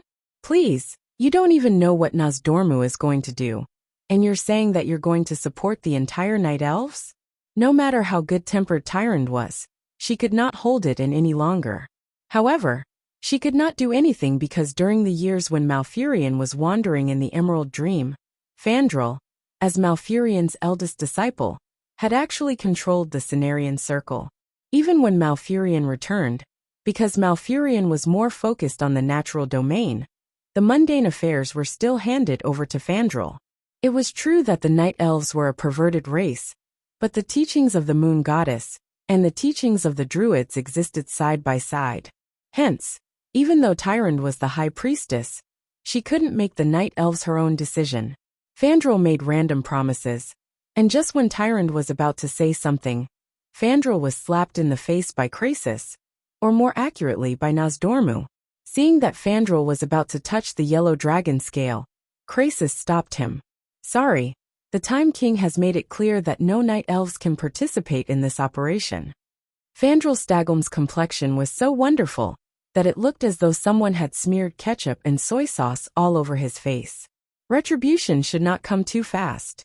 Just as they expressed their desire to curry favor, the other side was slapped in the face by the Dragon Clan. This was not an admonition, but a warning. Not only did Croesus stop them, but he also released his dragon's might without concealment. This was the dragon might of an ancient dragon. The weaker elven huntresses and archers who were standing guard nearby were all suffocated by the pressure. Fandral could not, and did not dare to lose his temper. After all, Krasis did not represent his own dragon, but the will of the entire Wyrmrest shrine. He could only pinch his nose and accept it. Since this is the will of His Majesty Nozdormu, then please do as you wish. With that, Fandral actually bowed to Krasis and left with his people without even looking at Duque. From the beginning to the end, he really treated Duque and his people like air. Ronan gritted his teeth. Queen Sylvanas and Jaina snorted coldly at the same time.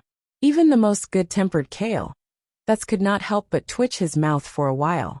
He only stopped when he saw that Duque did not say anything. Tyrant had no choice but to apologize to Fandral. I'm sorry, Mr. Marcus. Fandral is the most radical nature supremacist. He hates anyone and anything that destroys nature. Also, he hates arcanists. Tyrant apologized to Fandral. Duque waved his hand. It's fine. I know. Compared to the return of Her Majesty Alexstrasza, and my lover and companion, these are all trivial matters. Tyrant bowed again and apologized. At this time, Duque finally reached out to touch the yellow dragon scale. Almost at the moment he touched the dragon scale, Duque heard an incomparably tragic howl in his spiritual sea. That was the Dragon King's howl of pain. Duque's facial muscles twitched, even though he had already asked the system elf to create 9 mental barriers in his spiritual sea in advance. The information that rushed in like a flood still broke through his 7 defenses in one breath. If it was someone with weak mental strength, they would not be able to resist in time, and would become mentally disabled. Terrifying images appeared in Duque's mind. It was as if Nozdormu, the king of time, with a body as large as a mountain, had appeared in front of him. Nozdormu's body was different from the previous time when he besieged Nethario, the wing of death. Although as a special giant dragon formed from sand, his body was never the kind that was blinding. The feeling of the dragon scales that seemed to have been eroded by the wind for thousands of years, and could rot and fall off at any time still shocked Duque greatly. The life force of the dragon of time was time. As the king of time, he could not resist the erosion of time. How bad was Nozdormu's current state? Duque saw sand on the dragon's face, and the dragon's skin peeled off like broken plaster. Looking at the very human-like expression of despair on Nozdormu's face, Duque was extremely shocked. The illusory images in the spiritual world did not affect his vision in reality. Duque also saw the worry on Krasis' face. It was obvious that it was Duque's turn to see the illusions that Krasis had seen and experienced. Nozdormu did not speak. His figure disappeared, and instead, an incomparably large continent appeared. It was a vast continent in the atmosphere that one could not see the end of. There were incomparably steep mountains and plains full of forests. As his field of vision gradually rose until it reached the universe, he could see the entire continent. Only then did Duke realize that this was the continent of Kalimdor. It was not the current Kalimdor, but the ancient Kalimdor continent before the War of the Ancients. The information that came from the dragon's scale made it easy for Duque to determine that it was the source of Nozdormu's pain. Even though he was mentally prepared, Duque still cursed in his heart. The War of the Ancients. F***CKME. Ever since the dark portal opened for the first time, Azeroth kept causing trouble.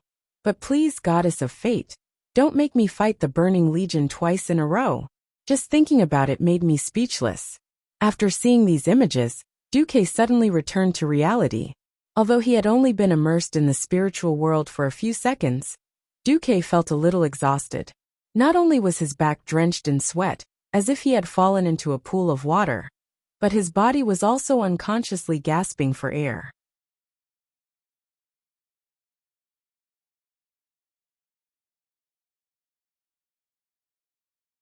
Chapter 982. If it was just a simple message, Nozdormu wouldn't have created such a terrifying mental strength test.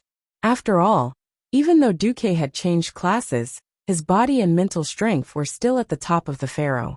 Duque guessed that the only explanation was that the Bronze Dragon King's scale was both a message and a test. It was a test to see if the target had the minimum requirements to pass through time and space. Krasis couldn't hide the surprise on his face when he saw that Duque only sweated and took a deep breath to pass the test. What? Duque accepted Jaina's golden handkerchief as she wiped his sweat and smiled at Crassus. What terrifying willpower! I suddenly understand why you were able to forcefully convert the dark power that even demigods might not be able to withstand after taking Archimonde's fatal blow. As expected, Duque, you're the hero of the Alliance. There's a reason behind it. Crassus didn't have the slightest bit of flattery on his face. In fact, there wasn't even a trace of pretense in his respectful expression. The mental impact was indeed very strong. Duque nodded. This is a very dangerous mission, and there can't be more than 5 people. You and I will count as 2. You can pick the remaining 3. Duque wasn't surprised at all by Crassus's words. He turned his head and said, Ronan, you do it. Yes, teacher. Luo Ning bowed respectfully and touched the earthen yellow dragon scale. In the next second, Ronan screamed and fell to the ground, twitching nonstop. Everyone present wasn't an ordinary person, and they immediately realized how terrifying this mental test was. Ronan curled up into a ball on the ground, trembling nonstop as he let out indistinct groans. No, Kalimdor, demon, ancient god.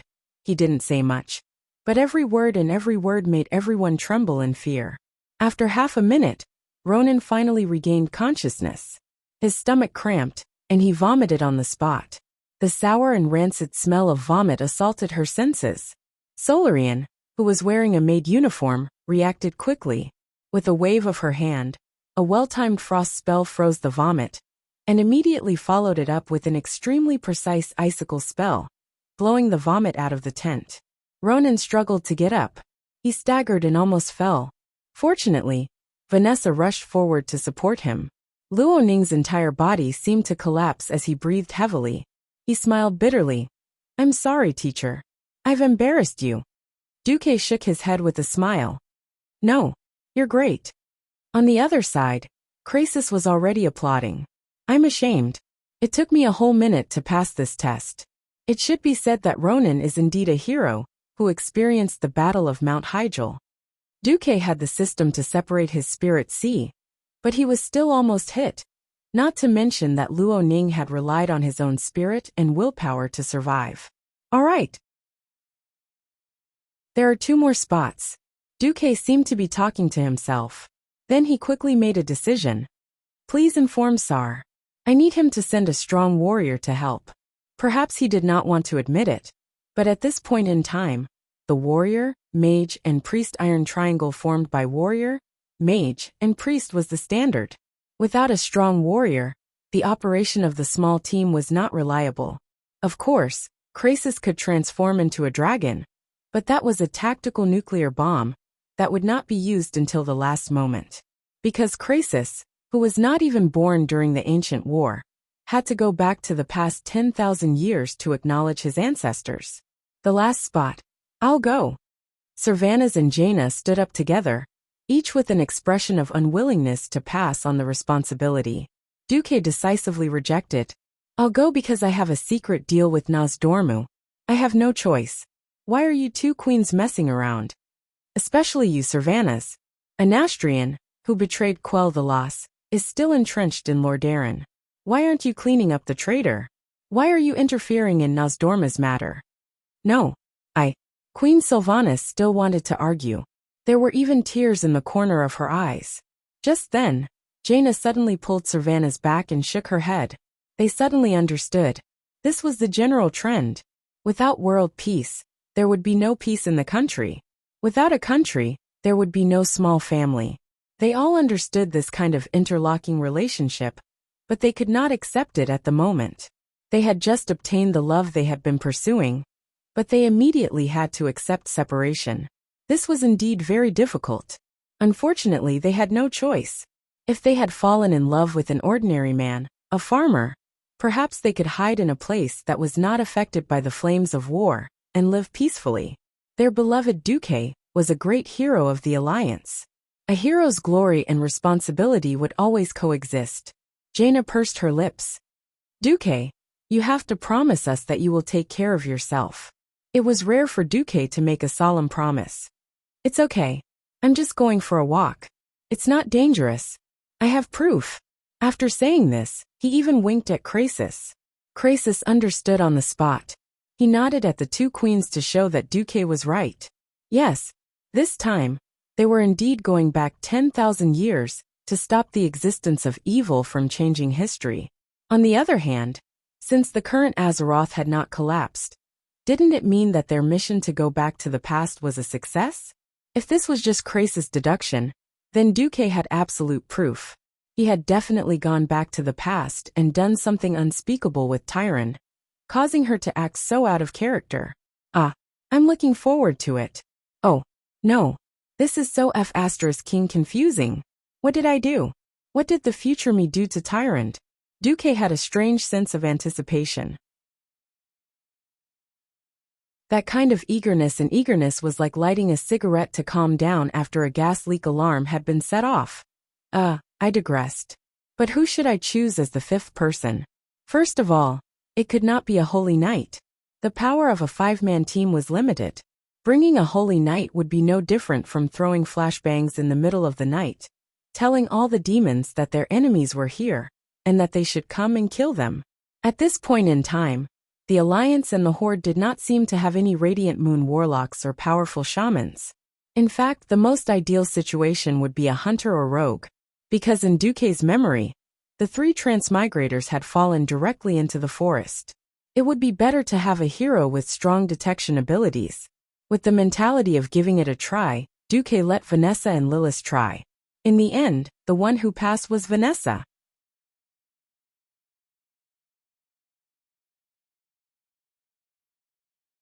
Chapter 983. After 50 seconds, Vanessa woke up. Duque was a little surprised, but also a little relieved. Sure enough, gold would shine? It seemed that Vanessa had inherited the tenacity of the original Vanessa in history. The little girl who had watched her father rise up because of injustice and eventually die, suffering the coldness of human nature, stood in front of the players more than a decade later. At this moment, looking at Lilith, who had fainted, and then at Vanessa, who was stubbornly struggling to get up on the ground, Duque suddenly felt that the Vanessa in history seemed to overlap with his former little maid. Master, did I pass? Her legs were shaking, and her face was pale. Bean-sized cold sweat gathered into small streams on her cheeks, neck, shoulders, collarbones, and other parts of her body. The sweat easily soaked the maid uniform on the outside, but it also revealed the tight-fitting leather armor under the maid uniform.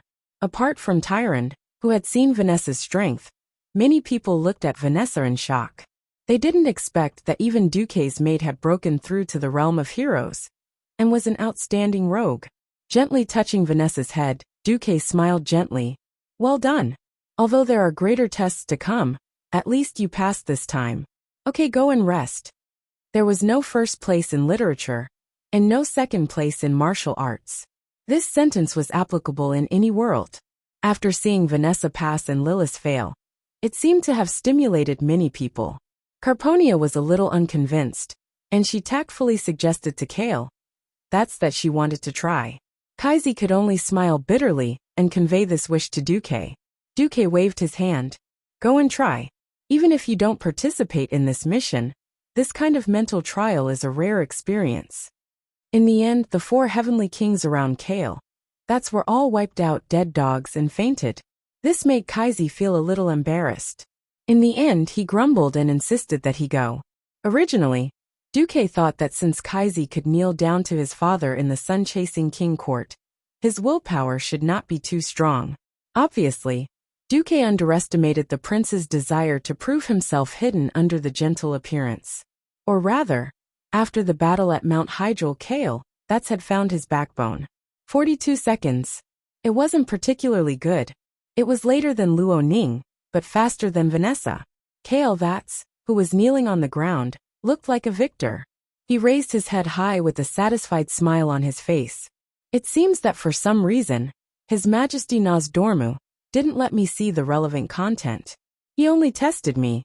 Kale panted. Sorry, I can't tell you the reason, Crassus said. Duque knew the reason.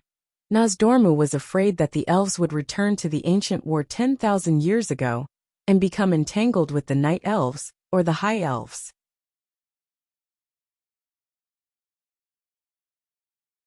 Thrall, who looked like he'd been fished out of water, muttered to himself and rubbed his chin. I think I know who defined an outstanding warrior. He turned around. Brock. Call Brock here. Just like that, Brock was summoned. He passed the test in 33 seconds and accepted the mission. Thrall respected Brock very much. Even though many young orcs had looked down on him in the last battle, Thrall would never forget that Brock had been by his side ever since the battle for freedom in Golden Hold. Whether it was against fully armed humans, zombies, or the bloody battle with the centaurs after arriving in Duroder.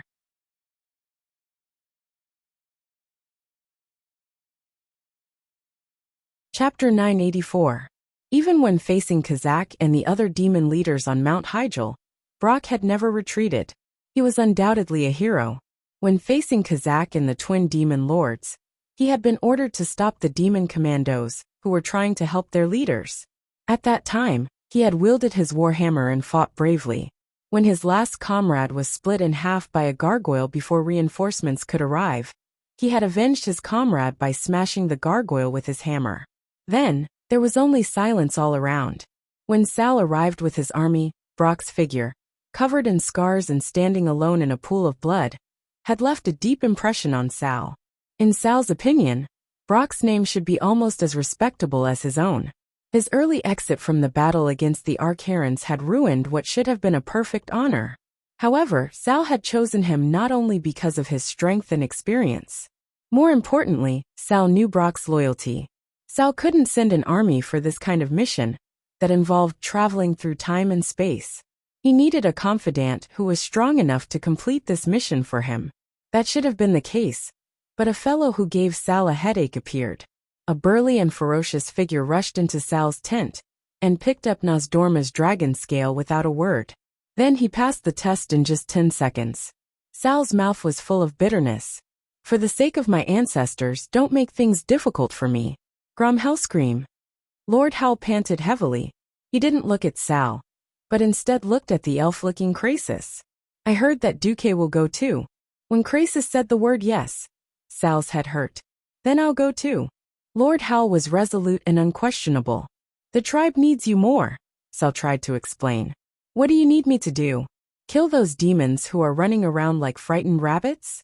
Or kill Arthas for the humans' revenge? I heard that the Alliance cut Arthas in half at the waist last time. Grom's voice grew louder. Grom, don't forget that you're the chief of the Warsong clan. Grom slapped his chest with a loud bam. I am first and foremost a warrior, and I am an old warrior. I've lived longer than my father and my grandfather combined. In the tribe, a guy of my age would have died many times already. Do you want me to watch Duque go on a dangerous mission, and then accidentally die in the mission? Do you want me to go see the ancestors with regret that I owe Duque my life? I don't want to die owing a human a favor, even if he is a hero worthy of respect. Grom's words made so much sense that Sal was speechless.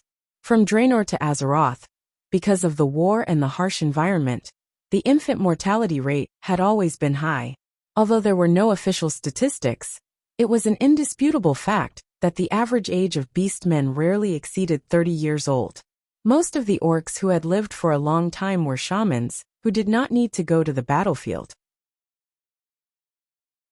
Whether it was Brock or Grom, they were like living fossils who had experienced the Draenei War, the First and Second Battle of the Dark Portal, the Dalajan War against the Scourge, and the Battle of Mount Hyjal. It was a miracle. Even the strongest warrior of the tribe, Grom Hellscream, was no longer young. He was 50 years old this year. 50 years old. This was an extremely ridiculous age for an orc warrior. Sal sighed. Sal, don't try to persuade me. If my son is still alive, he'll be in his 20s. Other than Duque's kindness, I have no regrets in this life. At this moment, Brock took a step forward. Sal noticed that Brock's fists were clenched even tighter. Brock's blazing eyes told Sal that since he had passed this test, he was willing to fight until his death. Sal might not know that Brock was still suffering from a deep sense of guilt. This guilt had almost swallowed his soul. His comrades were all dead, and only Brock was left. He did not understand. At the same time, he felt very guilty. Why did he not die bravely with his comrades? To him, living was a kind of regret, even a kind of failure. Since then, he had been waiting for a chance to atone for his sins. To atone for his sins, even to die. Now fate had finally given him this chance. How could he give up such a chance just because Grom's status was higher? The two orc heroes did not give an inch. This made it very difficult for Sal because Krasis had specified that only one person was needed. Suddenly, Nozdorma's voice came from the piece of scale. Then send one more orc. Ugh. Nozdorm. Your Majesty. Sal was shocked. It's okay. With my strength, it's not a big problem to send one more person back. At most, I'll torment Duque. Hee, who asked him to give me so much trouble. At the same time, back in front of the old Karazhan site on the upwind trail, Duque sneezed loudly. Hajudash, did you catch a cold? The two queens turned around at the same time and looked at Duque strangely. No, I seem to feel a wave of malice from a certain dragon. Please don't mind it. It was desolate. After the explosion of Karazhan 15 years ago, this place had become a barren, scorched land. After the second battle at the Dark Portal, Duque had been busy opening up various black technology talents, and had no time to care about the natural environment here. Now that he had made contact with the Night Elves, Duque wondered if he could kidnap a druid, or trick Alexstrasza into helping him after Karazhan returned, and turn this place into green mountains and clear waters. After all, if Karazhan became his lair again, the surroundings would be too ugly. At least the three Windrunner sisters would not like to come here. At this time, it seemed that the orcs had reached an agreement. Suddenly, a large piece of scorched land in front of Duque began to change color. In the blink of an eye, it turned into yellow quicksand. After a gust of wind blew the sand, a very small sand dragon appeared. It was a small-sized Nozdorm. Give me the spatial coordinates. A telepathic thought went straight into Duque's mind, and Duque gave it without hesitation. Then, a desert storm appeared out of nowhere and covered half of the valley. Even Queen Sheer, who did not know magic, felt that the space was shaking violently. It was as if a small hole had opened in the tightly sealed sky. In the sandstorm, as the sand blew, a clearer silhouette appeared. The huge tower, the covered bridge, the spire. That's right. It was Karazhan. When the huge mage tower returned to its original color in the vision of Duque and the others, the tall iron gate of the main gate was suddenly pulled shut, and a silver-haired figure shot out like an arrow. The next moment, Duque was hugged by a slim female figure.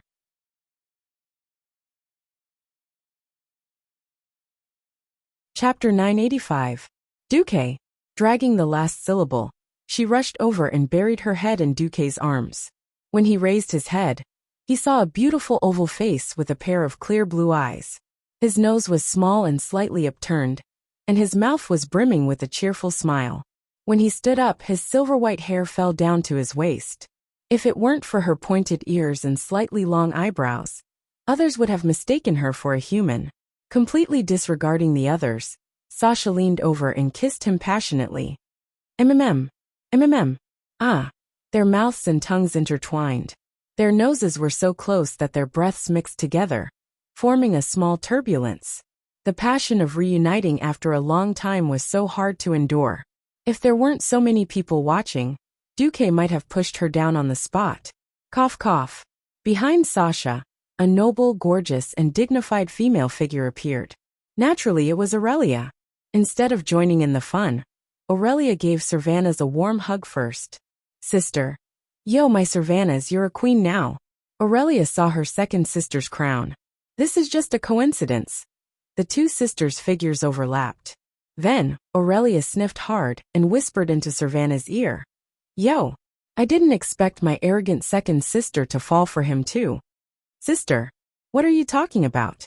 Queen Sylvanas panicked and wanted to deny it subconsciously. Who are you lying to? You have Duque scent all over you. I've been with Duque for more than 10 years. How can I not recognize him? Aurelia smiled mischievously. Impossible, I've washed myself clean. In the next second, Sylvanas realized that she had been tricked by her sister. She blushed and widened her eyes. Sister, you're lying to me. Aurelia's smile was like a blooming dahlia. The natural closeness of a big sister, similar to that of a mother, easily infected Servanas. Is that so? After Duke first returned to Azeroth, it was easy for a woman to let her imagination run wild as she waited in solitude. We have always been discussing.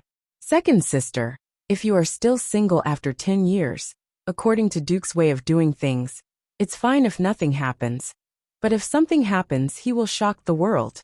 How can you continue to resist his charm? I. After saying the word I 3 times, Servanas was stunned and couldn't continue. The two sisters' smooth and warm faces rubbed against each other. Hugging her sister, Aurelia continued softly, "You're so silly. You always think of finding a man, or finding a hero greater than Duque. But there's no hero greater than Duque in this world." It sounded exaggerated, but in the first and second battle of the Dark Portal, to Nazul's counterattack, to Lordaeron and Kuel-Salas's resistance against natural disasters, and finally the magnificent battle of Mount Hyjal, Duque had become the real sun. The light on his body had firmly suppressed all other heroes. If it was 10 years ago, Servanas might have stubbornly refuted a few times, but now she had no temper at all. Recalling the bits and pieces since they met, thinking of the steps of the sun-chasing king's court, the himself who pulled the bowstring in despair, and the heroic figure who arrived at the last moment, Servanas suddenly felt a little intoxicated. Sister. Servanas really didn't know whether it was because she felt wronged, or because she had taken such a long detour in more than 10 years, and finally couldn't escape from Duque's clutches. Anyway, Servanas burst into tears. Okay. Oh my. It's okay. Although it's a little difficult for 3 sisters to fall in love with the same man, is it okay? It seems that we don't have to be separated anymore. In a trance, Servanas saw the figure of his deceased mother and his eldest sister. The years of separation, in addition to the pressure on her body, all burst out at once, resulting in her tears not stopping at all. While crying about her own longing, she also accused a certain Duke's crimes, as if she was making a snitch. On the other side, after Duque and Sasha finished their passionate kiss, they looked at the 2 sisters together with a smile. After waiting for Servanas to stop crying with great difficulty, Aurelia came over with one of her sisters in each hand, smiling like a flower. Duque, looks like you still couldn't help but make a move on second sister. Hehe. Duque laughed a little embarrassedly. Also, Aurelia's beautiful eyes moved, and she glanced at Jaina, who was unconsciously standing in the outer circle beside them, not knowing whether to come closer or stay away. She lowered her head and played with her tender fingers, but from time to time, she would sneak glances at them. Aurelia suddenly sighed. In the blink of an eye, more than 10 years have passed. Yes. Instead, it was Servanas who answered hurriedly. Then Jaina nodded awkwardly. She really didn't know what expression she should use to face Aurelia. Aurelia seemed to be sighing, but Duque, who was at the side, felt that there seemed to be a lot of information. That pair of bright eyes was just like when he first met her 15 years ago, filled with wisdom, kindness, and a hint of playfulness. This eldest sister of the Windrunner family slowly walked in front of Duque, her affectionate eyes filled with endless love and tolerance like the sea. Gently holding Duque's face, she gazed at this little man whom she both loved and hated. Sweet memories of the past also floated up in her mind, flashing through her eyes. Jaina, please come over for a moment. Aurelia pulled Jaina over, and then smiled brightly. Duque, no matter what happens in the future, you have to promise to treat all of us equally, okay? Understood.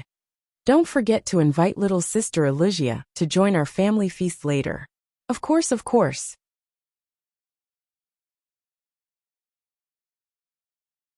From the eldest sister to the third sister, and then to Jaina, who automatically lined up last, Duque did not miss a single one. Looking at the blushing faces of the girls, Duque knew that he had passed the test. Then, Duque saw Tyrion Fordring and Gavinrad Doom, who were in a very good state of mind. After Ronan quickly explained the current situation to them, the 2 paladins seemed to be very active. I'm finally back. Since evil still exists in Lordaeron, it's time for me to leave as soon as possible. Tyrion saluted to Duque. Duque knew that this paladin, who was often called the Queen Mother by the players, had the most noble soul. Last time, he was accidentally sent into the void with Linley, and stayed there for 10 years. This had already caused him great grievance. Now that his homeland was being ravaged by natural disasters, how could he sit still?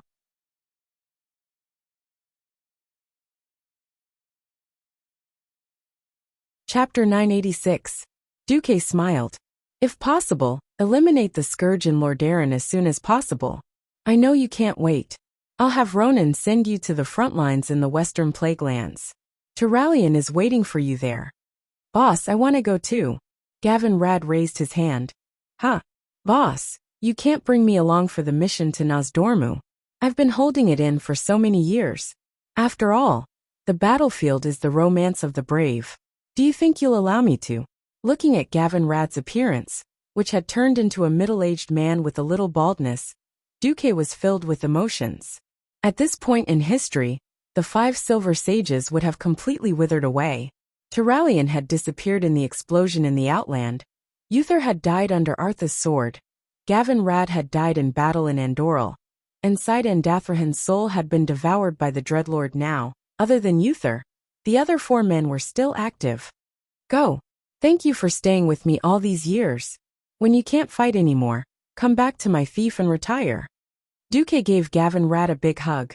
On the other side, Krasis had opened a portal and rushed over. He walked around Alexstrasza in human form. However, the Red Dragon Queen seemed to be in a temper, and didn't care about Krasis's flattery.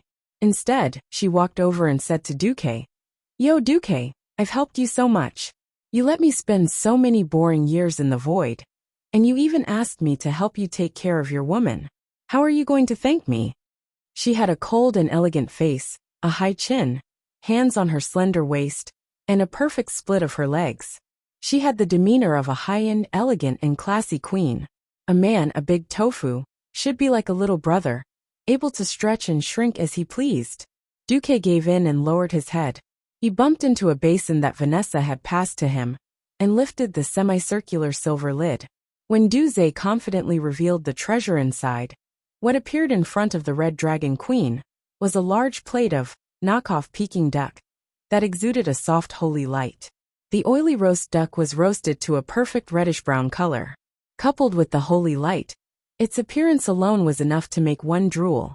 Even the Windrunner sisters and Jaina, who were a few meters away, could not help but stretch their necks, let alone Alexstrasza, who looked cold on the outside but was actually a glutton. Gulp. There was an obvious swallowing movement in the throat of the proud queen. She snorted and turned her head away, her nose almost reaching the sky. Do you think that I, who has seen everything in the world, will be bought by mere mortals? Duque cursed in his heart. Damn it. It's as if dragons don't sleep and don't get sleepy. I've been in the void for 10 years. If I'm not eating, I'm sleeping. The number of times I've actually fought can be counted on one hand. Of course, the Red Dragon Queen is used to ward off evil spirits. I'll just treat it as feeding a glutton. Oh no, to put it more elegantly, I'm spending my time to buy peace. Of course, on the surface, Duque still gave face to this glutton queen. Duque bowed elegantly. No. This is just a small token of my gratitude to your majesty. This is just the appetizer. Tonight's banquet will definitely satisfy you. Appetizer? The queen's sharp nose twitched secretly, as if she was trying to inhale every fragrant molecule in the air. Finally, she revealed a satisfied smile. That's more like it. She held up 5 fingers. I want 5 meals cooked by you. She wanted to say, every week, but felt that would be too easy on Duque. In the end, she hurriedly added, every day. Duque looked troubled. But I have to go to Nozdormu for a mission the day after tomorrow. It's business.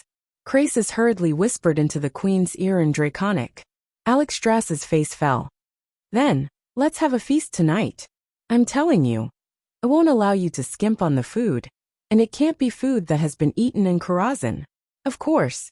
Duque sighed in his heart. He had passed the test. In Karazhan, with her help, there was a lot of food.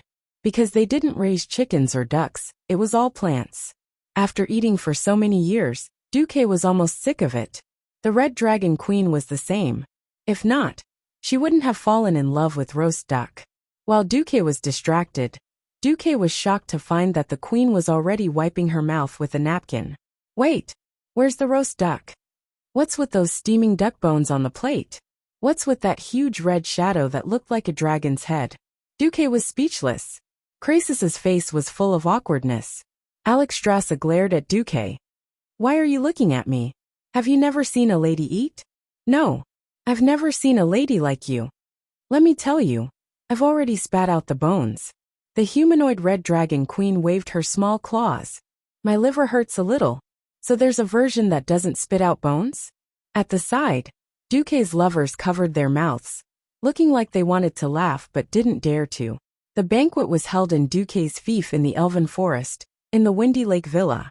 There were more people at the banquet tonight.